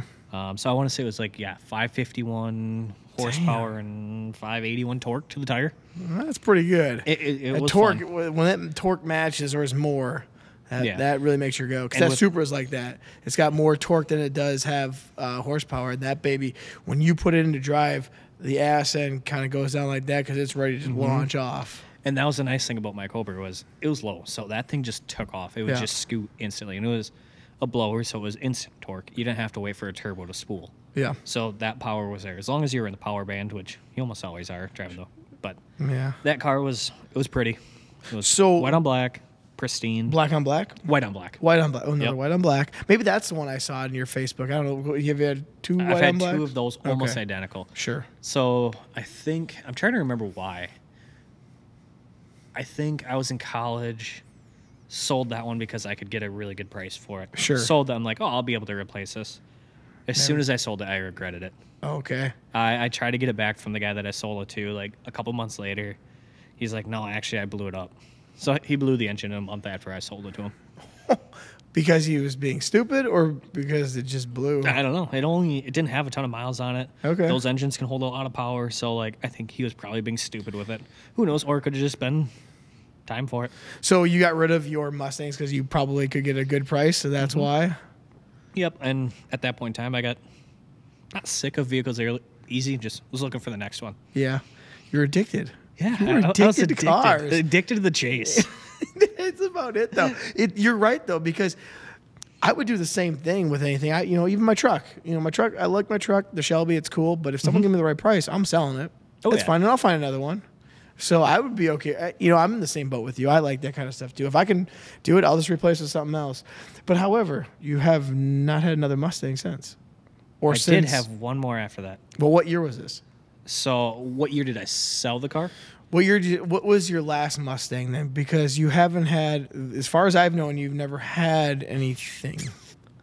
But I've only known you maybe for the last 5 years. I was in college when I Good. sold my last Mustang, which Okay. was almost identical to that first Cobra I had. It was Okay. another white Cobra, black wheels. If you didn't know I sold the first one, you wouldn't know it was a different car.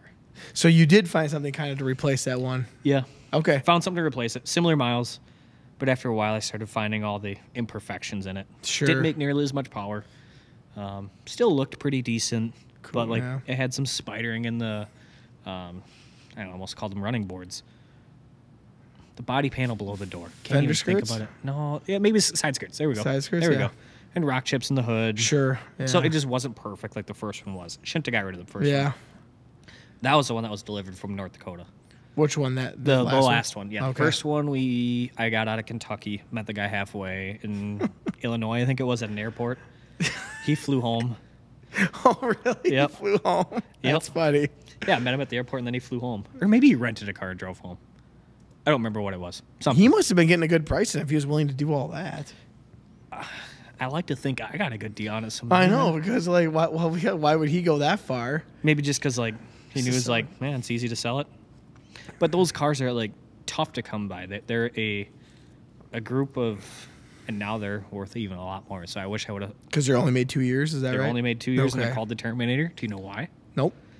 When did the Camaro stop production? Well, probably brief around sec. that year, because then they probably said, "Oh, we terminated that." We can't compete with the Dude. Cobra, so it terminated the Camaro. See, look at fun facts you learned on Fun the cast. facts, fun I didn't facts. know that. I'm sure the viewers didn't know And that. Terminator was not a name that like Ford gave it or anything. I think it was just Cult the thing. Mustang Colt. Yeah. Yeah. So okay, yeah, that's right. Because the Trans Am / Camaro stopped in like '02. Oh, two. Yeah, because I So had in a 03, there was '99, none. Yep. and that's right. Now they're back, obviously, again. But Mustangs never quit. No, Mustang has. Maybe they had 1 year where when they're no, I don't know. They've if they had some did. bad years, but Yeah, because they went. Did they have one in '04? Because I'm Yep. pretty sure '05 is when they switched to the newer to this similar body to style. that similar body style. Yeah, so they've never stopped since like '65. 64 and a half. 64 and a half, yes. There you go. So yeah, that the pony car, Mm-hmm. that has been they've been going since 64ish. So Yeah. that's consistently. Now So they have what- had some bad years, like you said, like in the 80s. In the 80s, was- but what car wasn't terrible in the 80s? Dude, There are you some look at decent those, they're cars in ugly. the 80s. You know, a car I like that really doesn't hold any sort of value. I think it still looks cool.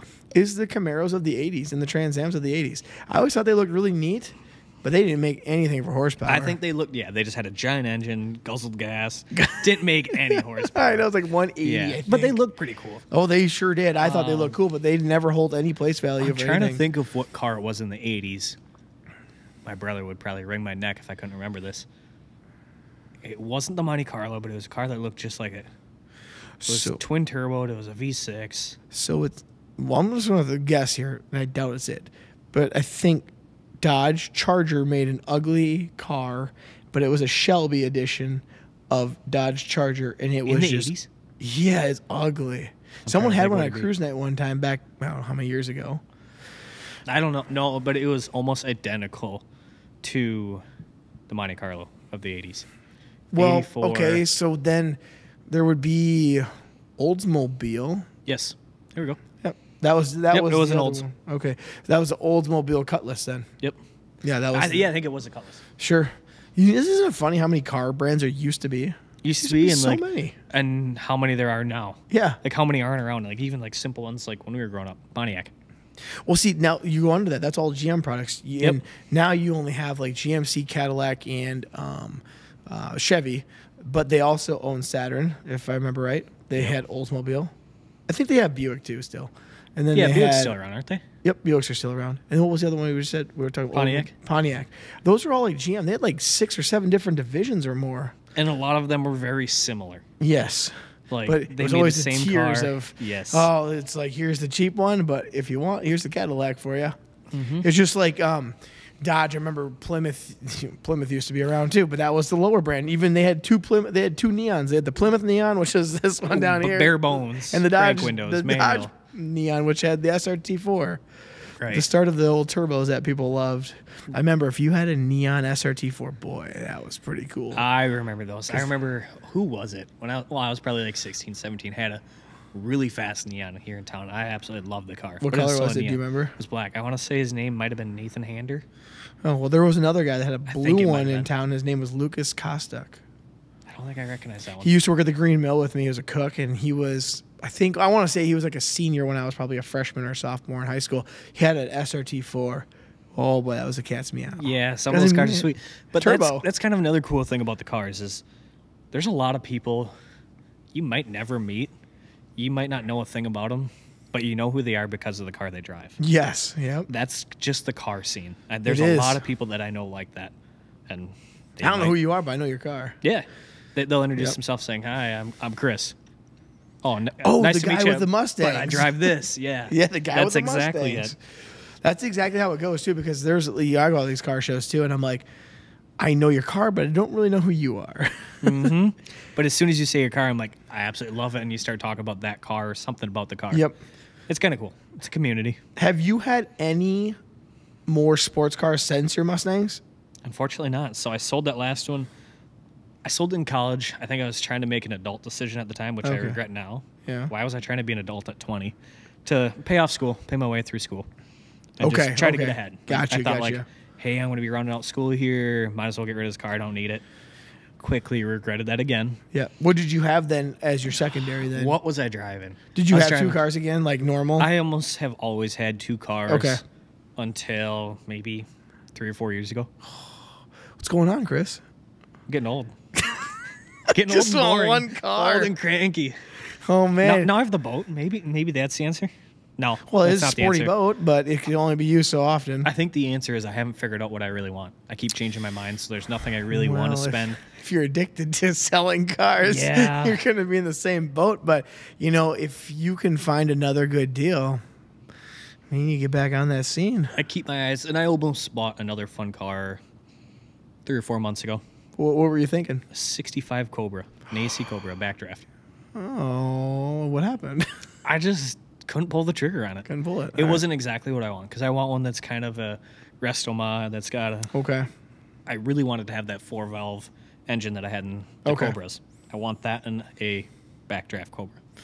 And what year Didn't was have it? that. This was a 65. Okay. So I would love to have one of those. I think they're sweet. They're little go-karts. Do you have a budget you're thinking of then? Like when you're looking, are you under this budget, or is it just whatever the hell shows up? It's Maybe. gonna depend on what that car has to offer. Because I Okay. want it to have I want it to be a Restomod. So I want it to be on decent suspension. I want it to be the color I want. I want it to be a manual. I want it to have this engine. I want it to have a redone interior. Okay. So I know each one of those things that it checks the boxes. Sure. It goes up another price point. Okay. Another price point. So either that or I could buy one. Cheapest one you're going to find is probably still 35 grand, and it might have nothing that I want. Sure. And then I'll slowly yeah. have to make it into what I want. That's kind of stinks. Then and then you drop more money into a possible depreciating asset. You don't even know. It probably would be because not everybody's going to like it the way I'm going to build Right. it. There might be. I would like to think so. That's what car dealers say when you go to trade it in. They're like, "You have too many customizations. This person's probably not going to like what you liked." It's like, okay, whatever. That's why you're almost better selling at private party. That's right. Yeah. Yeah, Or 'cause- take it to the auctions nowadays. Yeah. People take that stuff to the auctions. So then when you're looking at possibly getting another car. Is there any of them that this is what I would like? Or is there a top 3? If I could find this at the right price, this is what I want, or this, or this. See, I haven't given it a lot of thought because I've been all over the board. Sure. Well, and we're in winter month now, so Right. you're not thinking about it at the moment. You're like, well, I'm not going to drive it, so. You ask me one day, it might be a 55 Ford F100. You ask me the next day, it might be a 65 Cobra. Sure. I'm kind of all over the board too. I would like a 67 Chevelle blue. That would be sweet with a 454 in it. Yes, that Those was are the first expensive. car. That was actually the first Hot Wheel that got me into cars. Really? It was a Chevelle, an SS Chevelle. It was a I don't- Hot Wheel? It was a Hot Wheel. So that's how you got into cars. I think that's probably Love where it. it goes way back to. Well. And I had thousands of Hot Wheels. Oh, so did I. Still My mom probably still have- has all mine. I got rid of a lot of my unboxed ones years ago. My mom kept all of the ones that I kept in boxes. Though, so Oh, you kept some in boxes. So I don't have any. I don't know how I did it as boxes. a kid. I don't know if my mom told me you got to keep them in the box. Wow. Don't know how I did So it. instead of worth $1, they're worth $2 now. right, yeah. With inflation, they're now worth $2. Because those things are still about the same price as they were when we were a kid. Worth Like it. a You can go to dollar. a store and get them for $1 now, or pretty close They were to it. 99 cents back. Yep. 89. I think Matchboxes were 89 cents and Hot Wheels are 99 cents. I don't know if they're much more than Yep. $1.50 still. Really? Or $2. I'm gonna have to check next time Maybe I'm in a store. $3, but even so, we're gonna get toy for $3 nowadays. I don't know. Not much. I don't know about you, but I'm not looking at too many toys these Nah, days. neither am I. But I'm just saying, as a child, man, you Right. can't hardly buy anything. You look at an action figure; they're like $15 nowadays. When we were little, they're like $5. Mm-hmm. But you can still get those Hot Wheels and Matchbox cars for pretty cheap. Actually, Maybe I'm going to have to go look and see what I can find. just go buy some Hot Wheels. Look at over there. My dad's got his little die-cast section over there. I'm going to have to take a look. you- And I had a handful of die-casts. I'm trying to remember where I'd picked those up.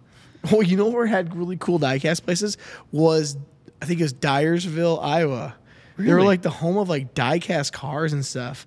My parents went. We went there like a couple times. We went to the Field of Dreams, obviously. Yep. And then we would go and there was like a lot of die-cast things. It wasn't just cars; it was tractor stuff and all that. But it was like the home or the world of die-cast stuff, and it was really neat. That would have been cool to go when I was a kid. Oh yeah, absolutely. I guess even now I'd still probably like to Still go. go down there. I can still make a Buy trip some down there. toys. Where is it? Anywhere near Decorah? Make a stop at Toppling Goliath? You know, that's a good question. I'm trying to think I where think it's it's at. south of Decorah.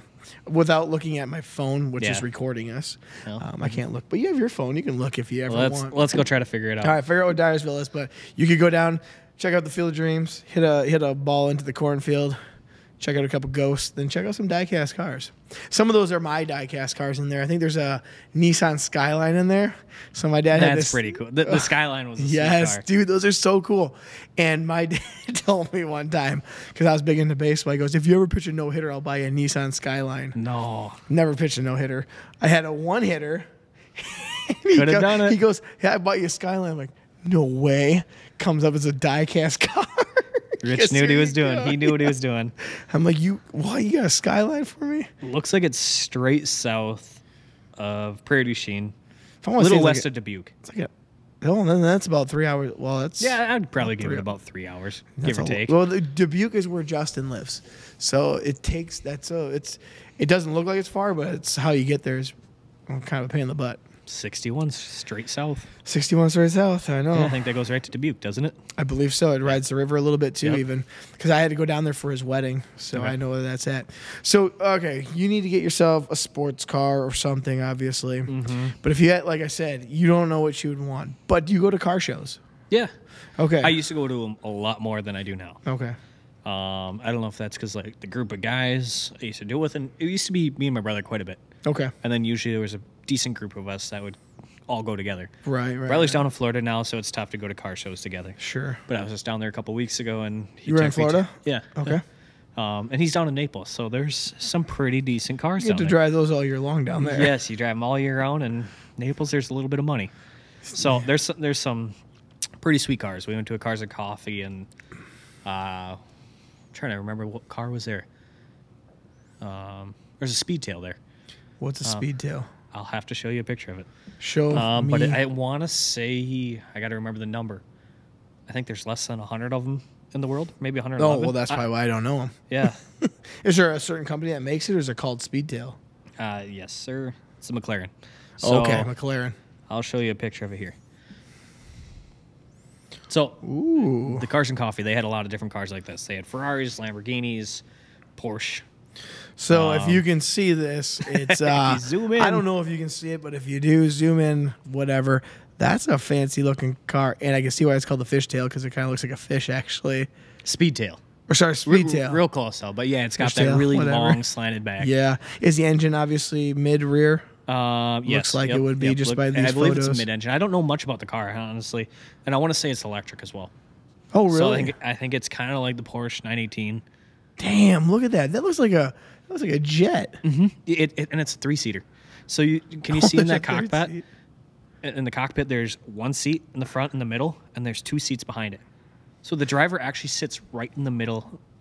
No way. Yeah. I gotta check that out. That sounds So awesome. it's a really cool car. But yeah, they had a bunch of McLarens. Have you ever seen this guy here, Doug DeMuro? He does like all these things about cars. I don't know if I know his name. I probably do know who he is, but This don't is how he always recognize my tries to name. like, this is the film. The Yes, blank. I know Yes. exactly who you're talking And then about. I he didn't know gives his it name though. A Doug score at the end. I love listening to him. But he goes into details. He's got this fishtail. It's like a 38-minute Does he have a video. fishtail or a speedtail? Sorry. No, I'm just- That's it. It's a speedtail, folks, not a fishtail. But yes, he has that. You can watch a 38-minute video on that guy someday, and he'll show you what they're all about. So if you ever need something, shout to Doug DeMuro, even though he knows nothing about me, and I know a little Not bit yet. about him. Not yet. Not yet. He's gonna be on the cast someday, maybe. Crack a beer with him. But yeah, He he probably does. will. He does a lot of videos, and he goes into detail with them. It ain't like. He goes through all the quirks that there might be, any of the Easter eggs that they call them. Yeah. What Easter eggs are just little things like on Jeeps, you know that. There's a ton of Easter eggs on Jeeps. I know there is. Oh, And so he does all that, and then he drives it, and then he gives it a Doug score. And then he's like, Mm-hmm. if it was comfortable, is it a daily thing? Is it a whatever lifestyle? He goes over all that kind of stuff. So it's kind of interesting to listen to that, which is nice because whenever I start buying a car, I get into something, I go in and I watch video, and my wife Mm-hmm. will tell you, you're the guy that does the most research on something when you're about to buy a big purchase. You do the most research that I know of Not a someone. bad thing to be known for. I might rival you because Yeah. I do a ton of research. Yeah. And maybe it's not even research, it's trying to make the decision. Is this the right one? That is it. Is too. it the right one? But as soon as you find the right one, you got to buy it. It hypes me up. Just gotta too, go a little for bit. Hypes me up. Gets you excited for it. Make sure you're making the right decision. That's right.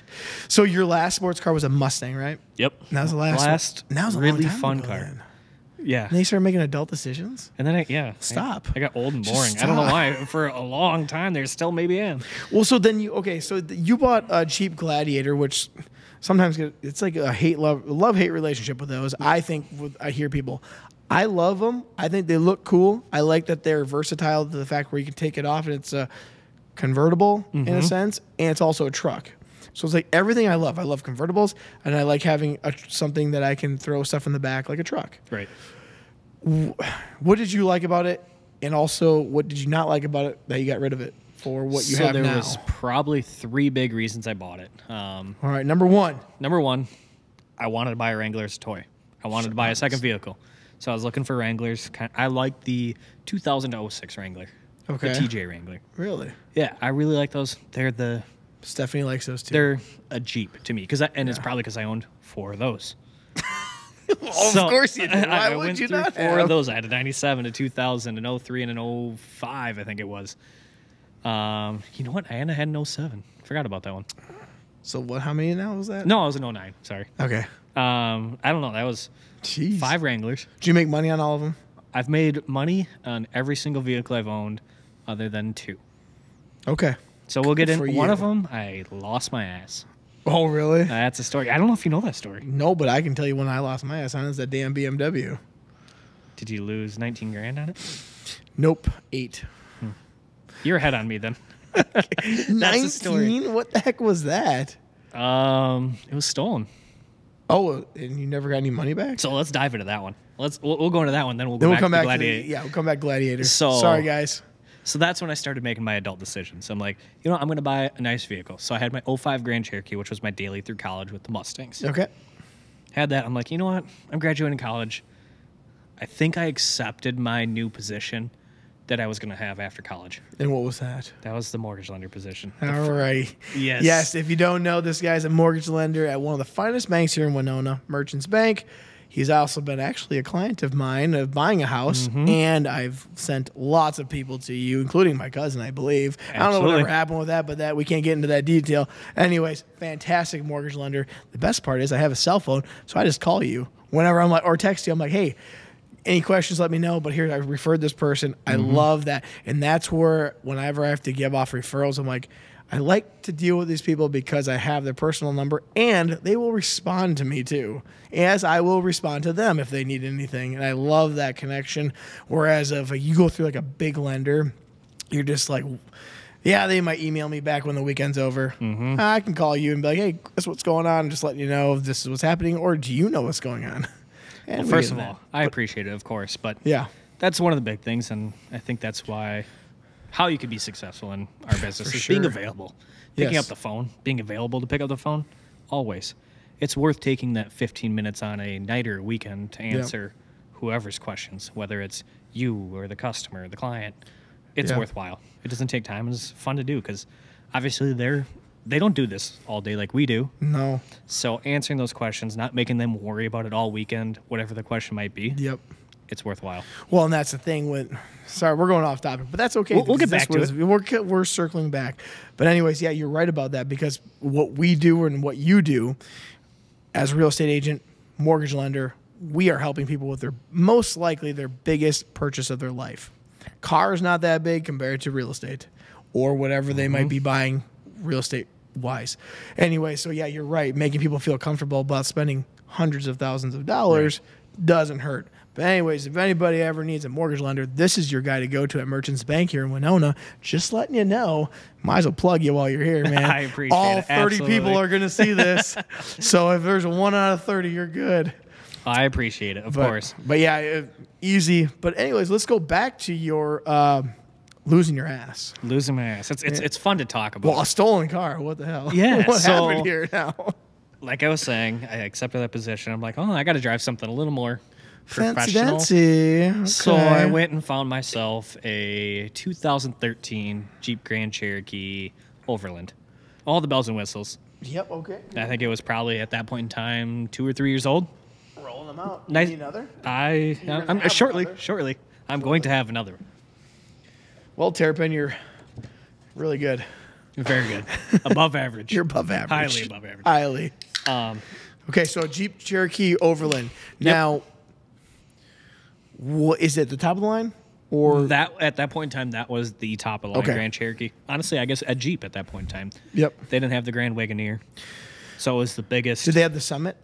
Isn't the Summit like the top trim level? I don't think they had the Summit at that point in time. Okay, so this is the top of the top. This had the saddle leather, heated, cooled seats, heated steering wheel, air ride suspension. You threw that sucker in park. I went all the way to the ground, so it was easy to get in and out. I don't. When was this? When did I have this thing? Yeah. You might have seen this one. Did I? Yeah, because we were probably playing softball together. Guess I It was didn't. black. Maybe I have seen it then. But then again, it's a Jeep Grand Cherokee. Looks like every other one on the road. That's true. You probably were not thinking anything of it. No, most likely not. No. When you had the Gladiator, I did think of it because I Yeah, thought those were kind of neat, even though Yeah. some people hate them. But anyways, okay. So you have the top of the line. Yeah. You lost $19,000 somehow.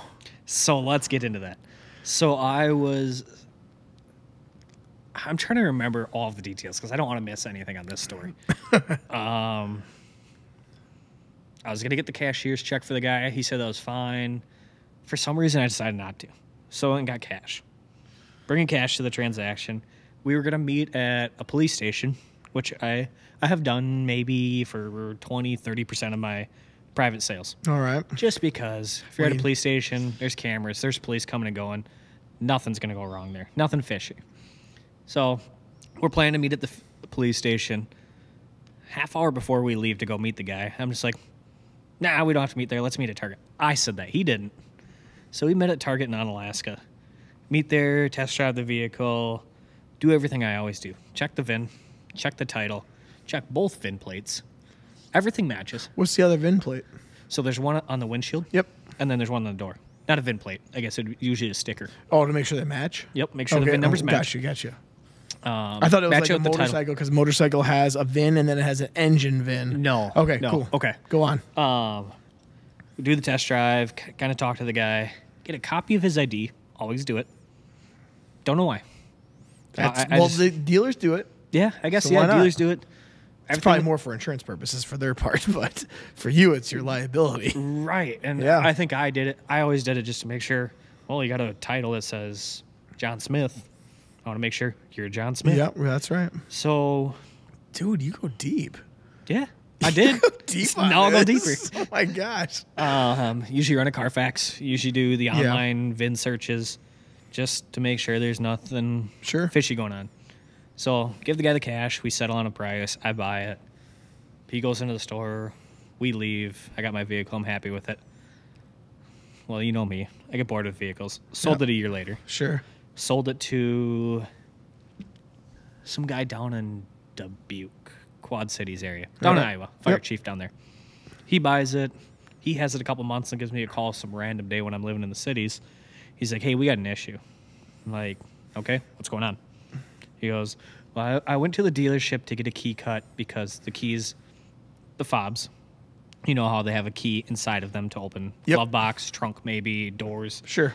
So they were blanks. He went to get one cut to open the glove box. They cut it to the VIN. Didn't open the glove box. They're like, okay, well, that's okay. Like sometimes like with these Jeeps, the ECU has to be switched out because they fry or they had issues with them. Okay. ECU is the computer to the Jeep. So we're like, all right, well, let's grab the VIN off the ECU and cut it to that. So they did that and realized that opened the glove box. So they got a key that opens the glove box, but then they start diving into it and realizing that ECU doesn't, or that VIN number doesn't match what's on the vehicle. So then there's some questions. They look up that VIN number and find out that Jeep was stolen out of an airport in Milwaukee 2 years earlier. Or a year earlier, or something like shoot. that. Must have been 2 years because I owned it for a while. Yeah. So they dive into it. He's like, we got to figure this out. Because he's like, I'm a fire chief. I can't own a stolen vehicle Of course not. because it was never recovered by the insurance company. Okay. So then I'm like, well, yeah, I'll help you find whatever we need to do. Well, a week later, I get a letter in the mail saying I'm being sued for 19, whatever I sold it to him for. Oh, he He had to sue me, and then it's on me to go find who I bought it from. Which I'm like, well, I didn't steal this. I didn't do Right. anything wrong. I just sold you a vehicle. I had a title.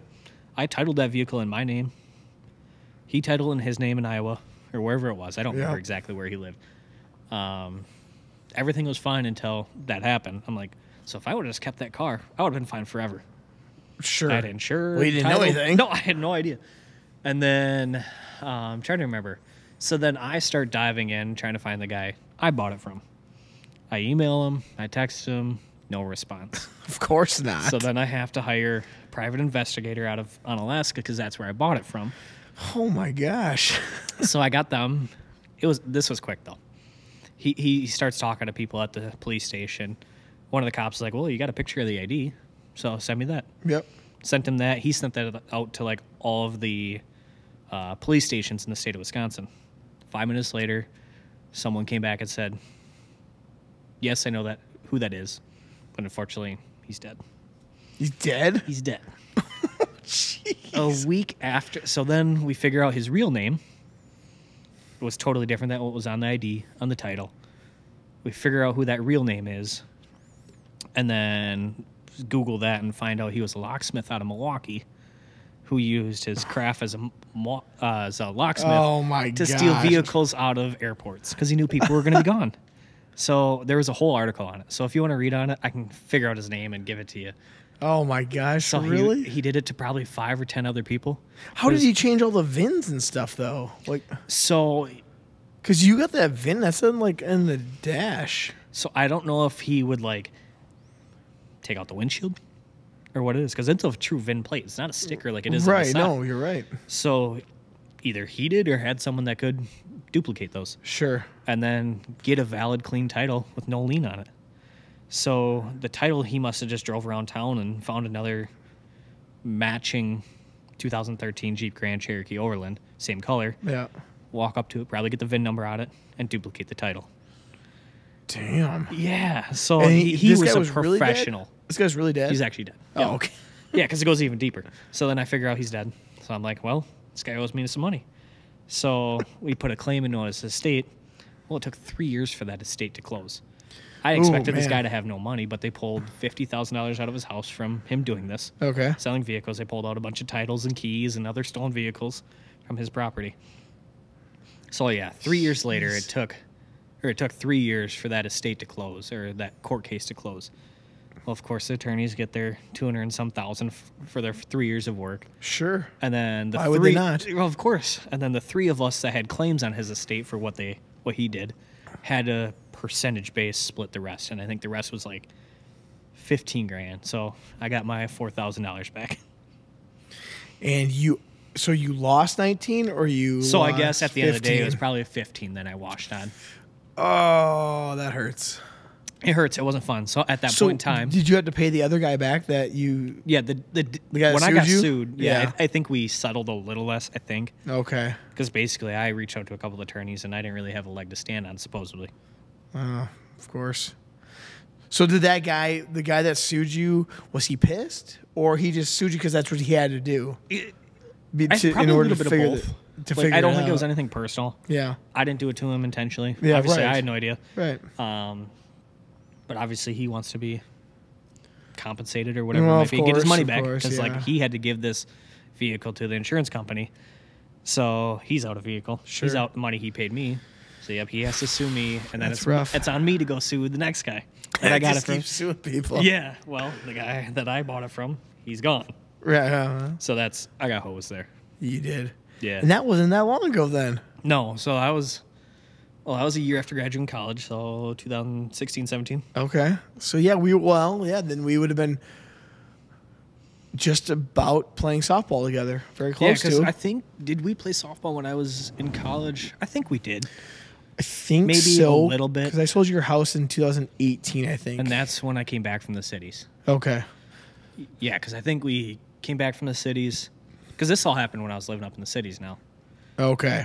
Um, Were you working as a mortgage lender up there too then? yep. So At that's- Merchants or Yep. okay. Yeah, so that's the job I took out of college. Was Sure. mortgage lender in our Cottage Grove location up there. And that's where this all happened. Oh yeah, I remember you said that when we first started hanging out. You're like, I was up in Cottage Grove.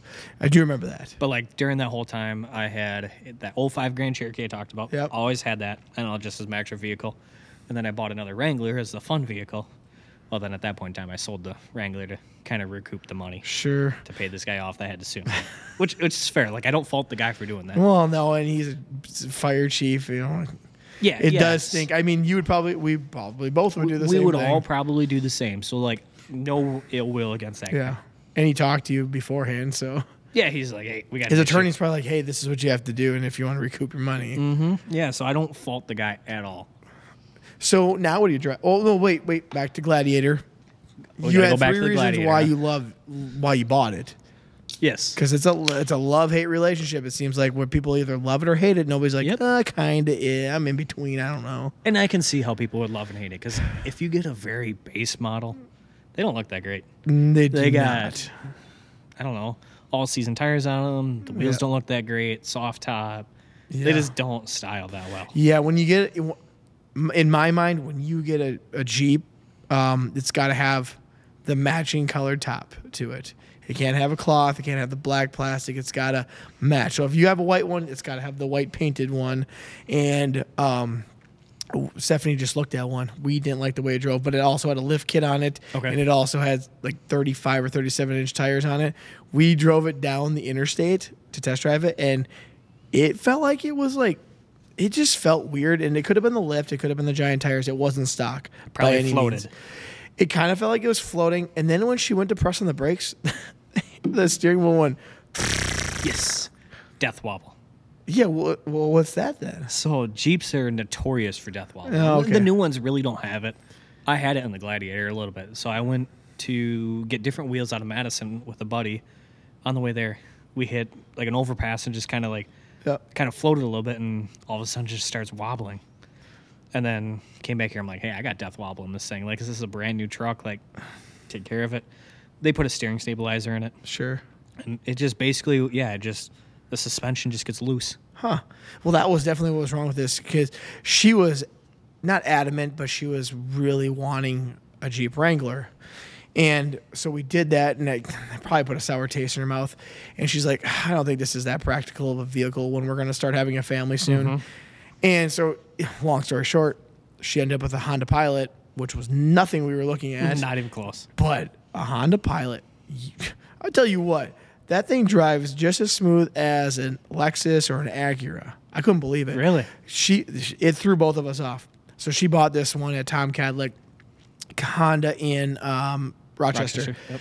And so we looked at 3 different vehicles. It was a Lexus GX 460. She wanted something with a bigger engine than she had because the other ones just never warmed up. And I go, well, Lexus, you're going to have nice little luxury items, and you're going to have the V8, so it's going to warm up. However, it doesn't have very many features. The screens. Really? Even on a Lexus? It didn't have that many features? Dude, you would think. Was it but a newer vehicle? 2020. Yeah, so. And it pretty new. had like this old school screen, but Toyota and Lexuses are notorious for having their infotainment systems really old. Basic. So people said, like, when you look at a Tundra from about 2010 or 7 or something, like somewhere in that area, it's about the same all the way to 2020 until they just got their new body style. Everything from the steering wheel to the infotainment center. Well, the same thing. You looked at this infotainment center, it looked like something from my 2009 Dodge Challenger. So she wasn't too thrilled about that, but she loved the way it drove and all that. But it was more expensive than what she ended up with by $10,000 and had more miles on it. So anyways, we test drove that, a Acura and a Bronco, because she was like, Okay. well, Bronco is, I said, might as well test drive a Bronco if you like a Jeep. Very And similar. The Bronco was cool, but didn't have very many features in it. Okay. And so there's different trim levels to that, just like there Yes. are for the Jeeps. And then we were like, nothing. We didn't like anything. The guy goes, have you ever tried a Honda Pilot? We're like, no. So he had to take one of the brand new ones off the lot. And I'm like, there's no way we're buying a brand new one. Stephanie wouldn't want that anyways. So we didn't buy a brand new one, but we drove it and we're like, this is smooth. Mm-hmm. And so then there happened to be one that was 6 years older, a 2017, with very low miles on it that old couple had. They had 34,000 miles on it.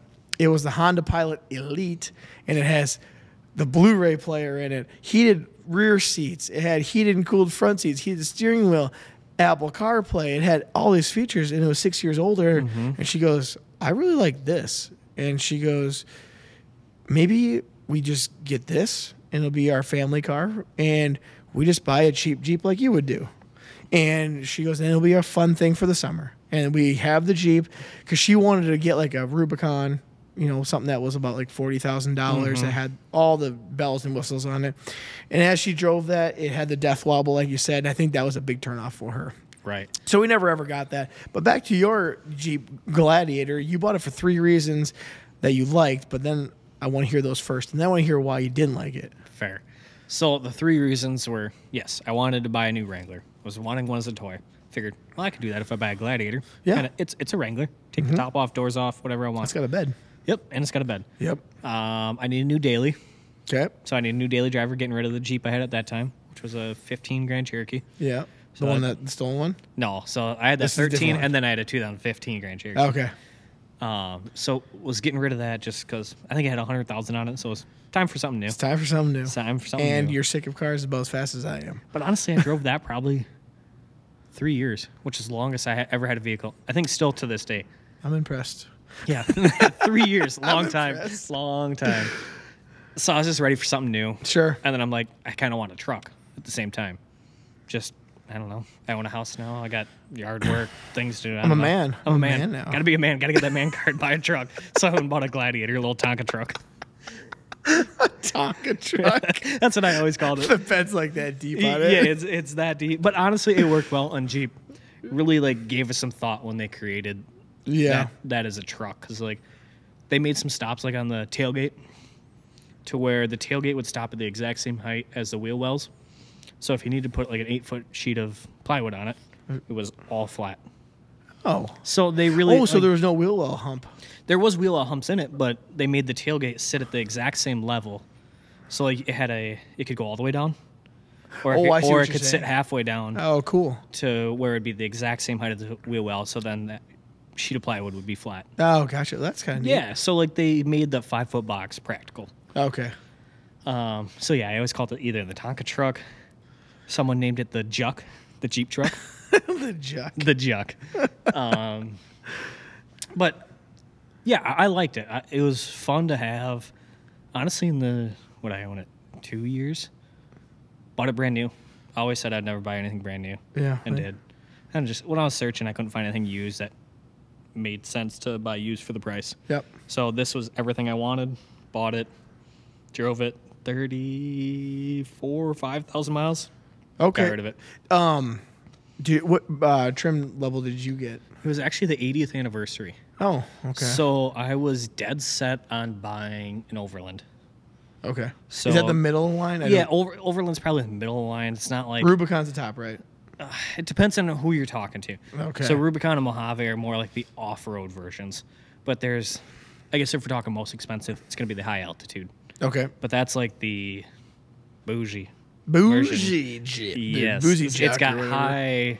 Yeah, it's got all the options. Everything's color matched. Everything's paint matched. That's probably what I would be wanting. Yeah, I could see you driving a high altitude. I'm bougie. And that's kind of what I wanted, but I didn't want to spend another 25 grand for that package. Sure. Well, On top of 25 what- grand then. You can make it look like that for 25 grand or less. Exactly, and that's kind of what I did. Yep. So I was looking for an Overland, which had all the bells and whistles I wanted.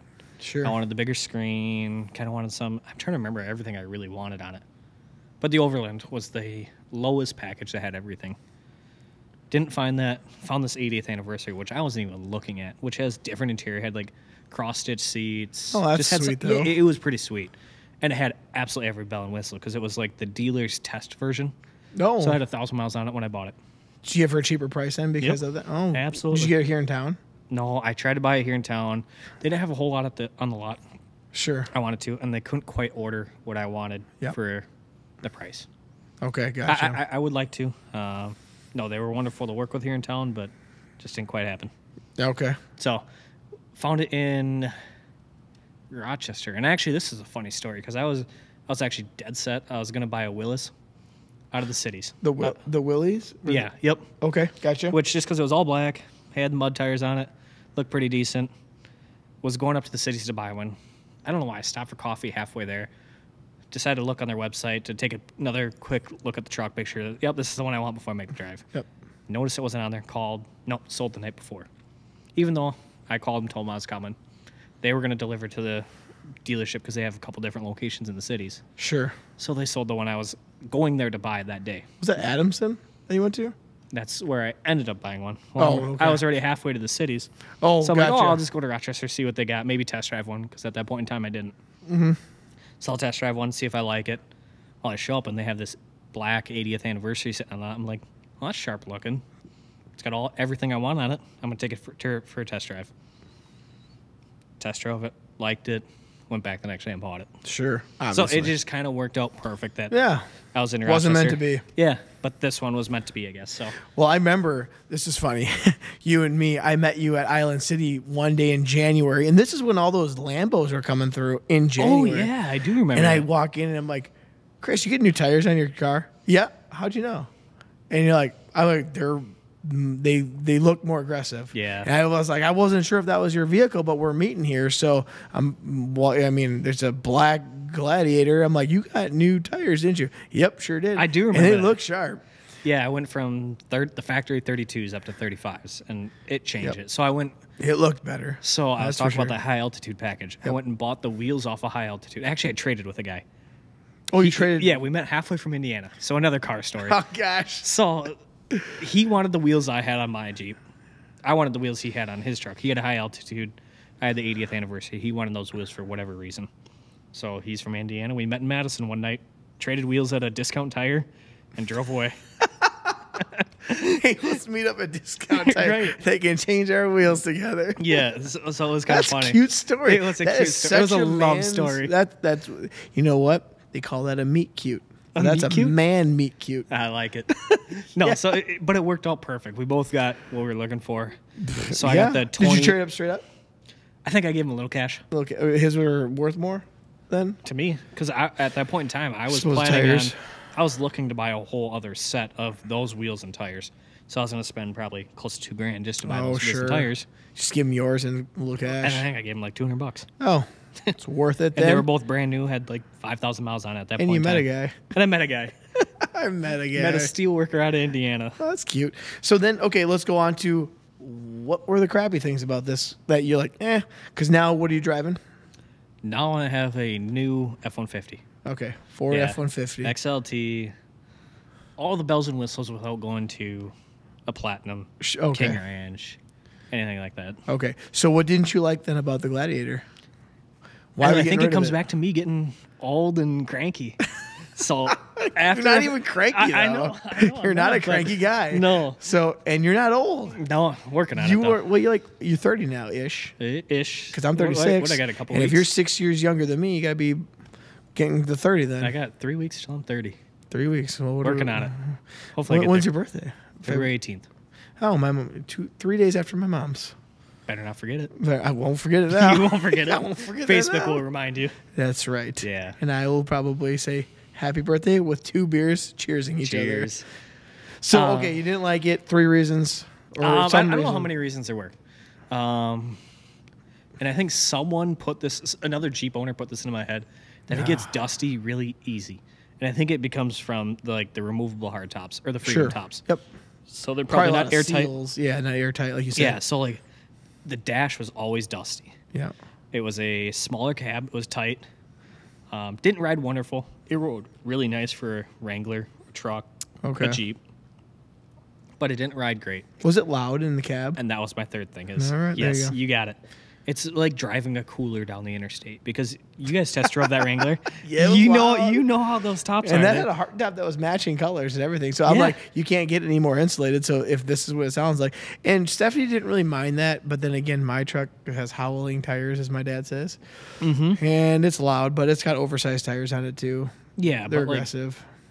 it's but it probably was- much this was louder. quieter. This was Yes, loud. it was. On the, like you can hear all the wind noise going over it because it's basically like you're driving cooler. a cooler. Yes. Now, And what kind of cooler are we talking? Yeti? We talking Not quite a Yeti. This is an Coleman? Igloo. Damn igloo. Yeah, right, exactly. So there's not a lot between you and the wind going over the truck. No, I know what you're So- talking about. But it still drove really nice. But Yep. it was louder. I think I was just getting sick of that. And I would probably too. If that was my daily driver, I would probably be sick of it. it wasn't like I wouldn't love taking it to the cities. A 2-hour drive Yeah, no. on the interstate. Got terrible mileage. Half of the problem is probably me throwing the 35s on it. Well, yeah, but So- that's cool. And it's a brick on wheels, like I said. It looked cool. Yeah. Yeah. It was all black. Did tinted you ever take it windows. through a car wash? Always. Did it Daily. leak? Nope. I never had a single leak in Okay, there. so it was tighter sealed than Yeah. maybe thought because of the Probably. dust. I think maybe someone just put that thought in my head. Yeah, could have been. I mean, my dash gets dusty too, but maybe not as much. So, did you take all the tops off at one point? Did you ever have everything off? I never took off the doors, and I never took off the back half of the top. That's my Really? biggest regret of that Oh truck. my gosh. I don't know how I didn't do it. I was hoping you would say yes, and then my next question was, how was it? No, I would always take off the Freedom tops because you could take those off in 2 What's minutes. the Freedom top? Is that just the top part? That's just in front of the driver and the passenger seat. Oh, yes. Okay, so And I know then what you're talking about. Then there's the back two, row. and then there's like the L Yeah, that yeah, comes the over. L. Okay, so I know what you're talking about. But it was really nice. You take them off in 2 minutes, throw them in the back seat. And Yeah, you go. those were easy to take off. It was like a T-top then almost. Yeah, so it was like Yep. 3, not switches, It was like toggles. What do we? yeah, what do we- I know. The guy showed us too. It's real simple to take off because I had T-tops in a couple of my cars, and all it was like a latch, and you just put it up Yep. and put it in the back, and they weren't heavy. One person can do it. My other question was going to be, how many people did it take to take off the back hatch? But you never did it. So what I was planning to do, which I had with one of my Wranglers. However, yeah, you've had other Wranglers, so you probably know. Yeah, it's not too hard, and I've heard it's not too heavy, and you can do it by yourself. Sure. But I was just going to put a hoist in the garage. Oh, You can either make a Yeah, hoist like a with pulley? either a pulley, Sure. ratchet straps, I thought whatever you about want to that do. too. You know, I thought about if I ever got another truck, I would maybe get a topper on the back. And the only reason I would get a topper is if I ever had to take the dog somewhere. However, I would want a pulley system where I could go underneath it, latch it, pull it up, because I'm assuming they're not a one-man job. It's probably No, a it two probably or isn't. three. Just because they're big and awkward. Yeah. You probably can lift it, but they're not easy to. Yeah, so that's what I thought, because I was like, oh man, you know, I like my sports truck. And I was telling you before we got on the cast, I was like, well, you know, I'd like to get a TRX someday, and you know, for obvious reasons, I have the Ford Shelby truck, and I put a topper on the back, and then whenever I wouldn't need it, just go under and crank it up and lift it to the And ceiling, then drive or out of it. and then just drive. It's kind of nice. Yeah, that would be ideal for me. But like you said, it takes a couple people, because I was telling you, Steph and I would like to get someday in the near future, a couple summers from now, just a 2-door, 4-door, whatever it might be, Jeep Wrangler. But we would probably never, ever put the tops on. We'd just take them off, and it'd only be summer car. I don't give a shit if it rains, because I know that they have the plugs in them. You Yep. just let it rain, and Do a it's good. 2-door. It's more of a toy. It's more enjoyable. Sure. It's more of a Jeep feel. We always the thought 4-door, the having the dogs unlimited. in the back, though. Yeah, that's true. You can pull the back seat in the 2 doors. We can pull them out. Yeah. You know what? Well, we can roll it. We can wrap this up. It's been 2 hours, man. Oh shit. Let's wrap this up. It's been 2. Wrap it up then. We can wrap Well, it okay. So my final question. This is how I was going to wrap this up, because you brought this up. up. Well, Here comes the real question. he lost 15 grand on a car. Yes. However, you've dealt in like 20 some odd cars in just private party sales. All private party other than 2. Okay. So you've done more than not. Yes. So for those who are listening out there, because a lot of people I like to do private party sales, because Yeah. I know I'm going to make more money off of it than the dealer screwing me over. That's why they're called a stealership. There's no middleman.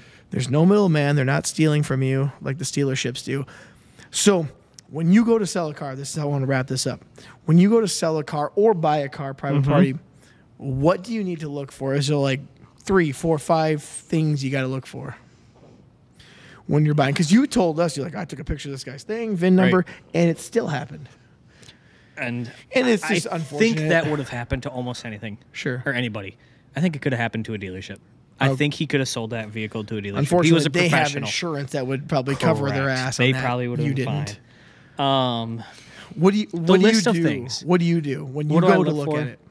Before I even look at it, I'll pull a VIN report, whether that's just going to there's like online resources like free VIN report, Okay. which gives you a little bit of information. Do you have to pay for it? No, that Okay, that one's so free. First one, free VIN report if I you're going to think go buy a that's private party. or just Google VIN report or Google it. VIN search, or honestly pay for a Carfax. That was my next thing, because I've done that before. It's $30. You get a whole history report. But if you're serious about the car, it's worth it. Yeah, absolutely. Okay, so free VIN report, or if you got $30, which I think everyone pisses away $30 pretty easy, get a Carfax. I would agree with that. Okay, what's the next thing you would do? Private party is obviously check the title. Make sure there's no liens. Make sure it's clean, not a salvage title, rebuilt title, Yep. unless you know that going into the transaction. Okay, so look Lemon at titles, titles. your next thing. Make sure it doesn't say something like there's a lien on it, and if there is, make sure they have a lien release or whatever it might be. Next thing, Check an ID. check their ID. You check their ID. Okay. It might be a weird question, but I usually like at the end, like when I'm giving them Yes. cash or giving them a check, just be like, "Hey, could I get a quick picture of your ID?" And then I can use the easy story now. Like, I got screwed over once. Don't want to get screwed over again. And you can lie to anybody else. Yeah, If you and say, anybody "It's can say happened to that. Just say it's happened, or just to protect both of us, whatever me." it might Sure, be. Absolutely. Um, A dealership does it, so who cares? So the other thing, look for their ID or try to get some sort of copy of their ID, whether you take a picture with your cell phone or whatever it is. Next. bring someone with you that knows what they're looking for. Okay. If it's not you, if you don't know what you're looking for, Sure. easy things are look under the engine. Is it wet? Wet's the easiest thing to look for. Is there leaking oil, fluids of any sort? Okay. So just look for debris sticking to the engine. Now, another thing that I've always heard is see if you can take it to a local mechanic. Yes. However, if you're traveling, let's just say to Indiana buying a car or Kentucky or wherever it might be, is it that easy to find someone? If you know where you're meeting, you might be able to call some shops. They were like, "Hey, can I get an appointment? We're going to check out this car." Yep. So yeah, I think a lot of shops will do Okay. that, like a certain inspection. So possibly bring someone else with you that knows a little bit about cars or just the basics, or see if you can go get a mechanic to look at it at a small mechanic shop. The other Okay? thing is obviously I don't advise lying, but if you tell the person you're buying from, like, "Oh yeah, I'm bringing my buddy that knows all about cars. He's a Ford mechanic," Yeah, they're going to probably tell you right off the bat. sure. Except I've drove to Indiana to look at a vehicle that he knew I was driving back. We knew what we were looking for. Had a vice grip on the brake line, What's that? What's a vice grip? like a lock, channel lock, Okay. vice, like a pliers, that locking pliers He had that on the what? on the brake line, so it wouldn't leak fluid. So that brake, Oh, that caliper wasn't grabbing. So my And gosh. he knew I had to drive that vehicle 8 hours home, and that was a corner dealer. Oh, that was a deal. That one was a dealer. Yeah, some of those third-party dealers though that Yes. aren't like a big, the ones where they're fancy. Yes, they can be a So that little was shady. another interesting story we didn't even get into. No, that's I okay. got lots though. of 'em. Well, no, man, we can do part twos because I got other people coming on. Like I got a buddy of mine. We're gonna do cigars someday. We're not gonna do beer. Well, we'll do like bourbon and stuff, but we'll have a cigar too. That's We I'm need glad- to invite you back for that one too. Yes, sir. Let's make that a group one. Well, you know Josh, so Oh yeah. Yeah. But I like listening to Josh because I'm glad Josh told me all about bourbon. Now I know all about it. Yeah, I knew and- it. I knew enough. yeah. But Josh, he schooled everybody. I know, man. There's so much, and I'm learning everything, which is so fun because I don't know some of this stuff. Like Terrapin, I've heard of it, but I don't know much about it. And this is a darn good beer. This great. Luau, Yeah, I think the is what it Luau. is. So that's what you need to look out for. If you're gonna go buy a private party, do your due diligence. They would call it in the real estate world, probably in every other world too.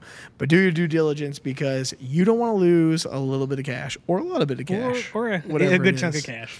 Well, anyways, since you got to pee, I got to pee. It's been 2+ hours actually. Time for bed. It's or another drink Or who another knows? drink. Who knows? But anyways, I appreciate you coming out here, taking time out of your Saturday because tonight is Saturday, and I know you got other obligations that you could have probably been doing, but we appreciate you, or I appreciate you. Maybe the listeners do too. I we'll sure hope find so. out.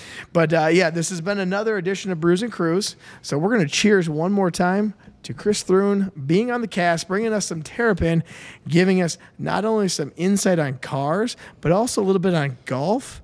And don't forget, this guy's a mortgage lender here in Winona, Minnesota at Merchants. So why don't you hit him up? And you hit me up too, and I'll sell you the house. And then you'll go see Absolutely. him, get that money, and we'll close the transaction. But I appreciate you again coming on out. So we're going to wrap this up by saying have a good night, stay safe, and thanks for tuning in.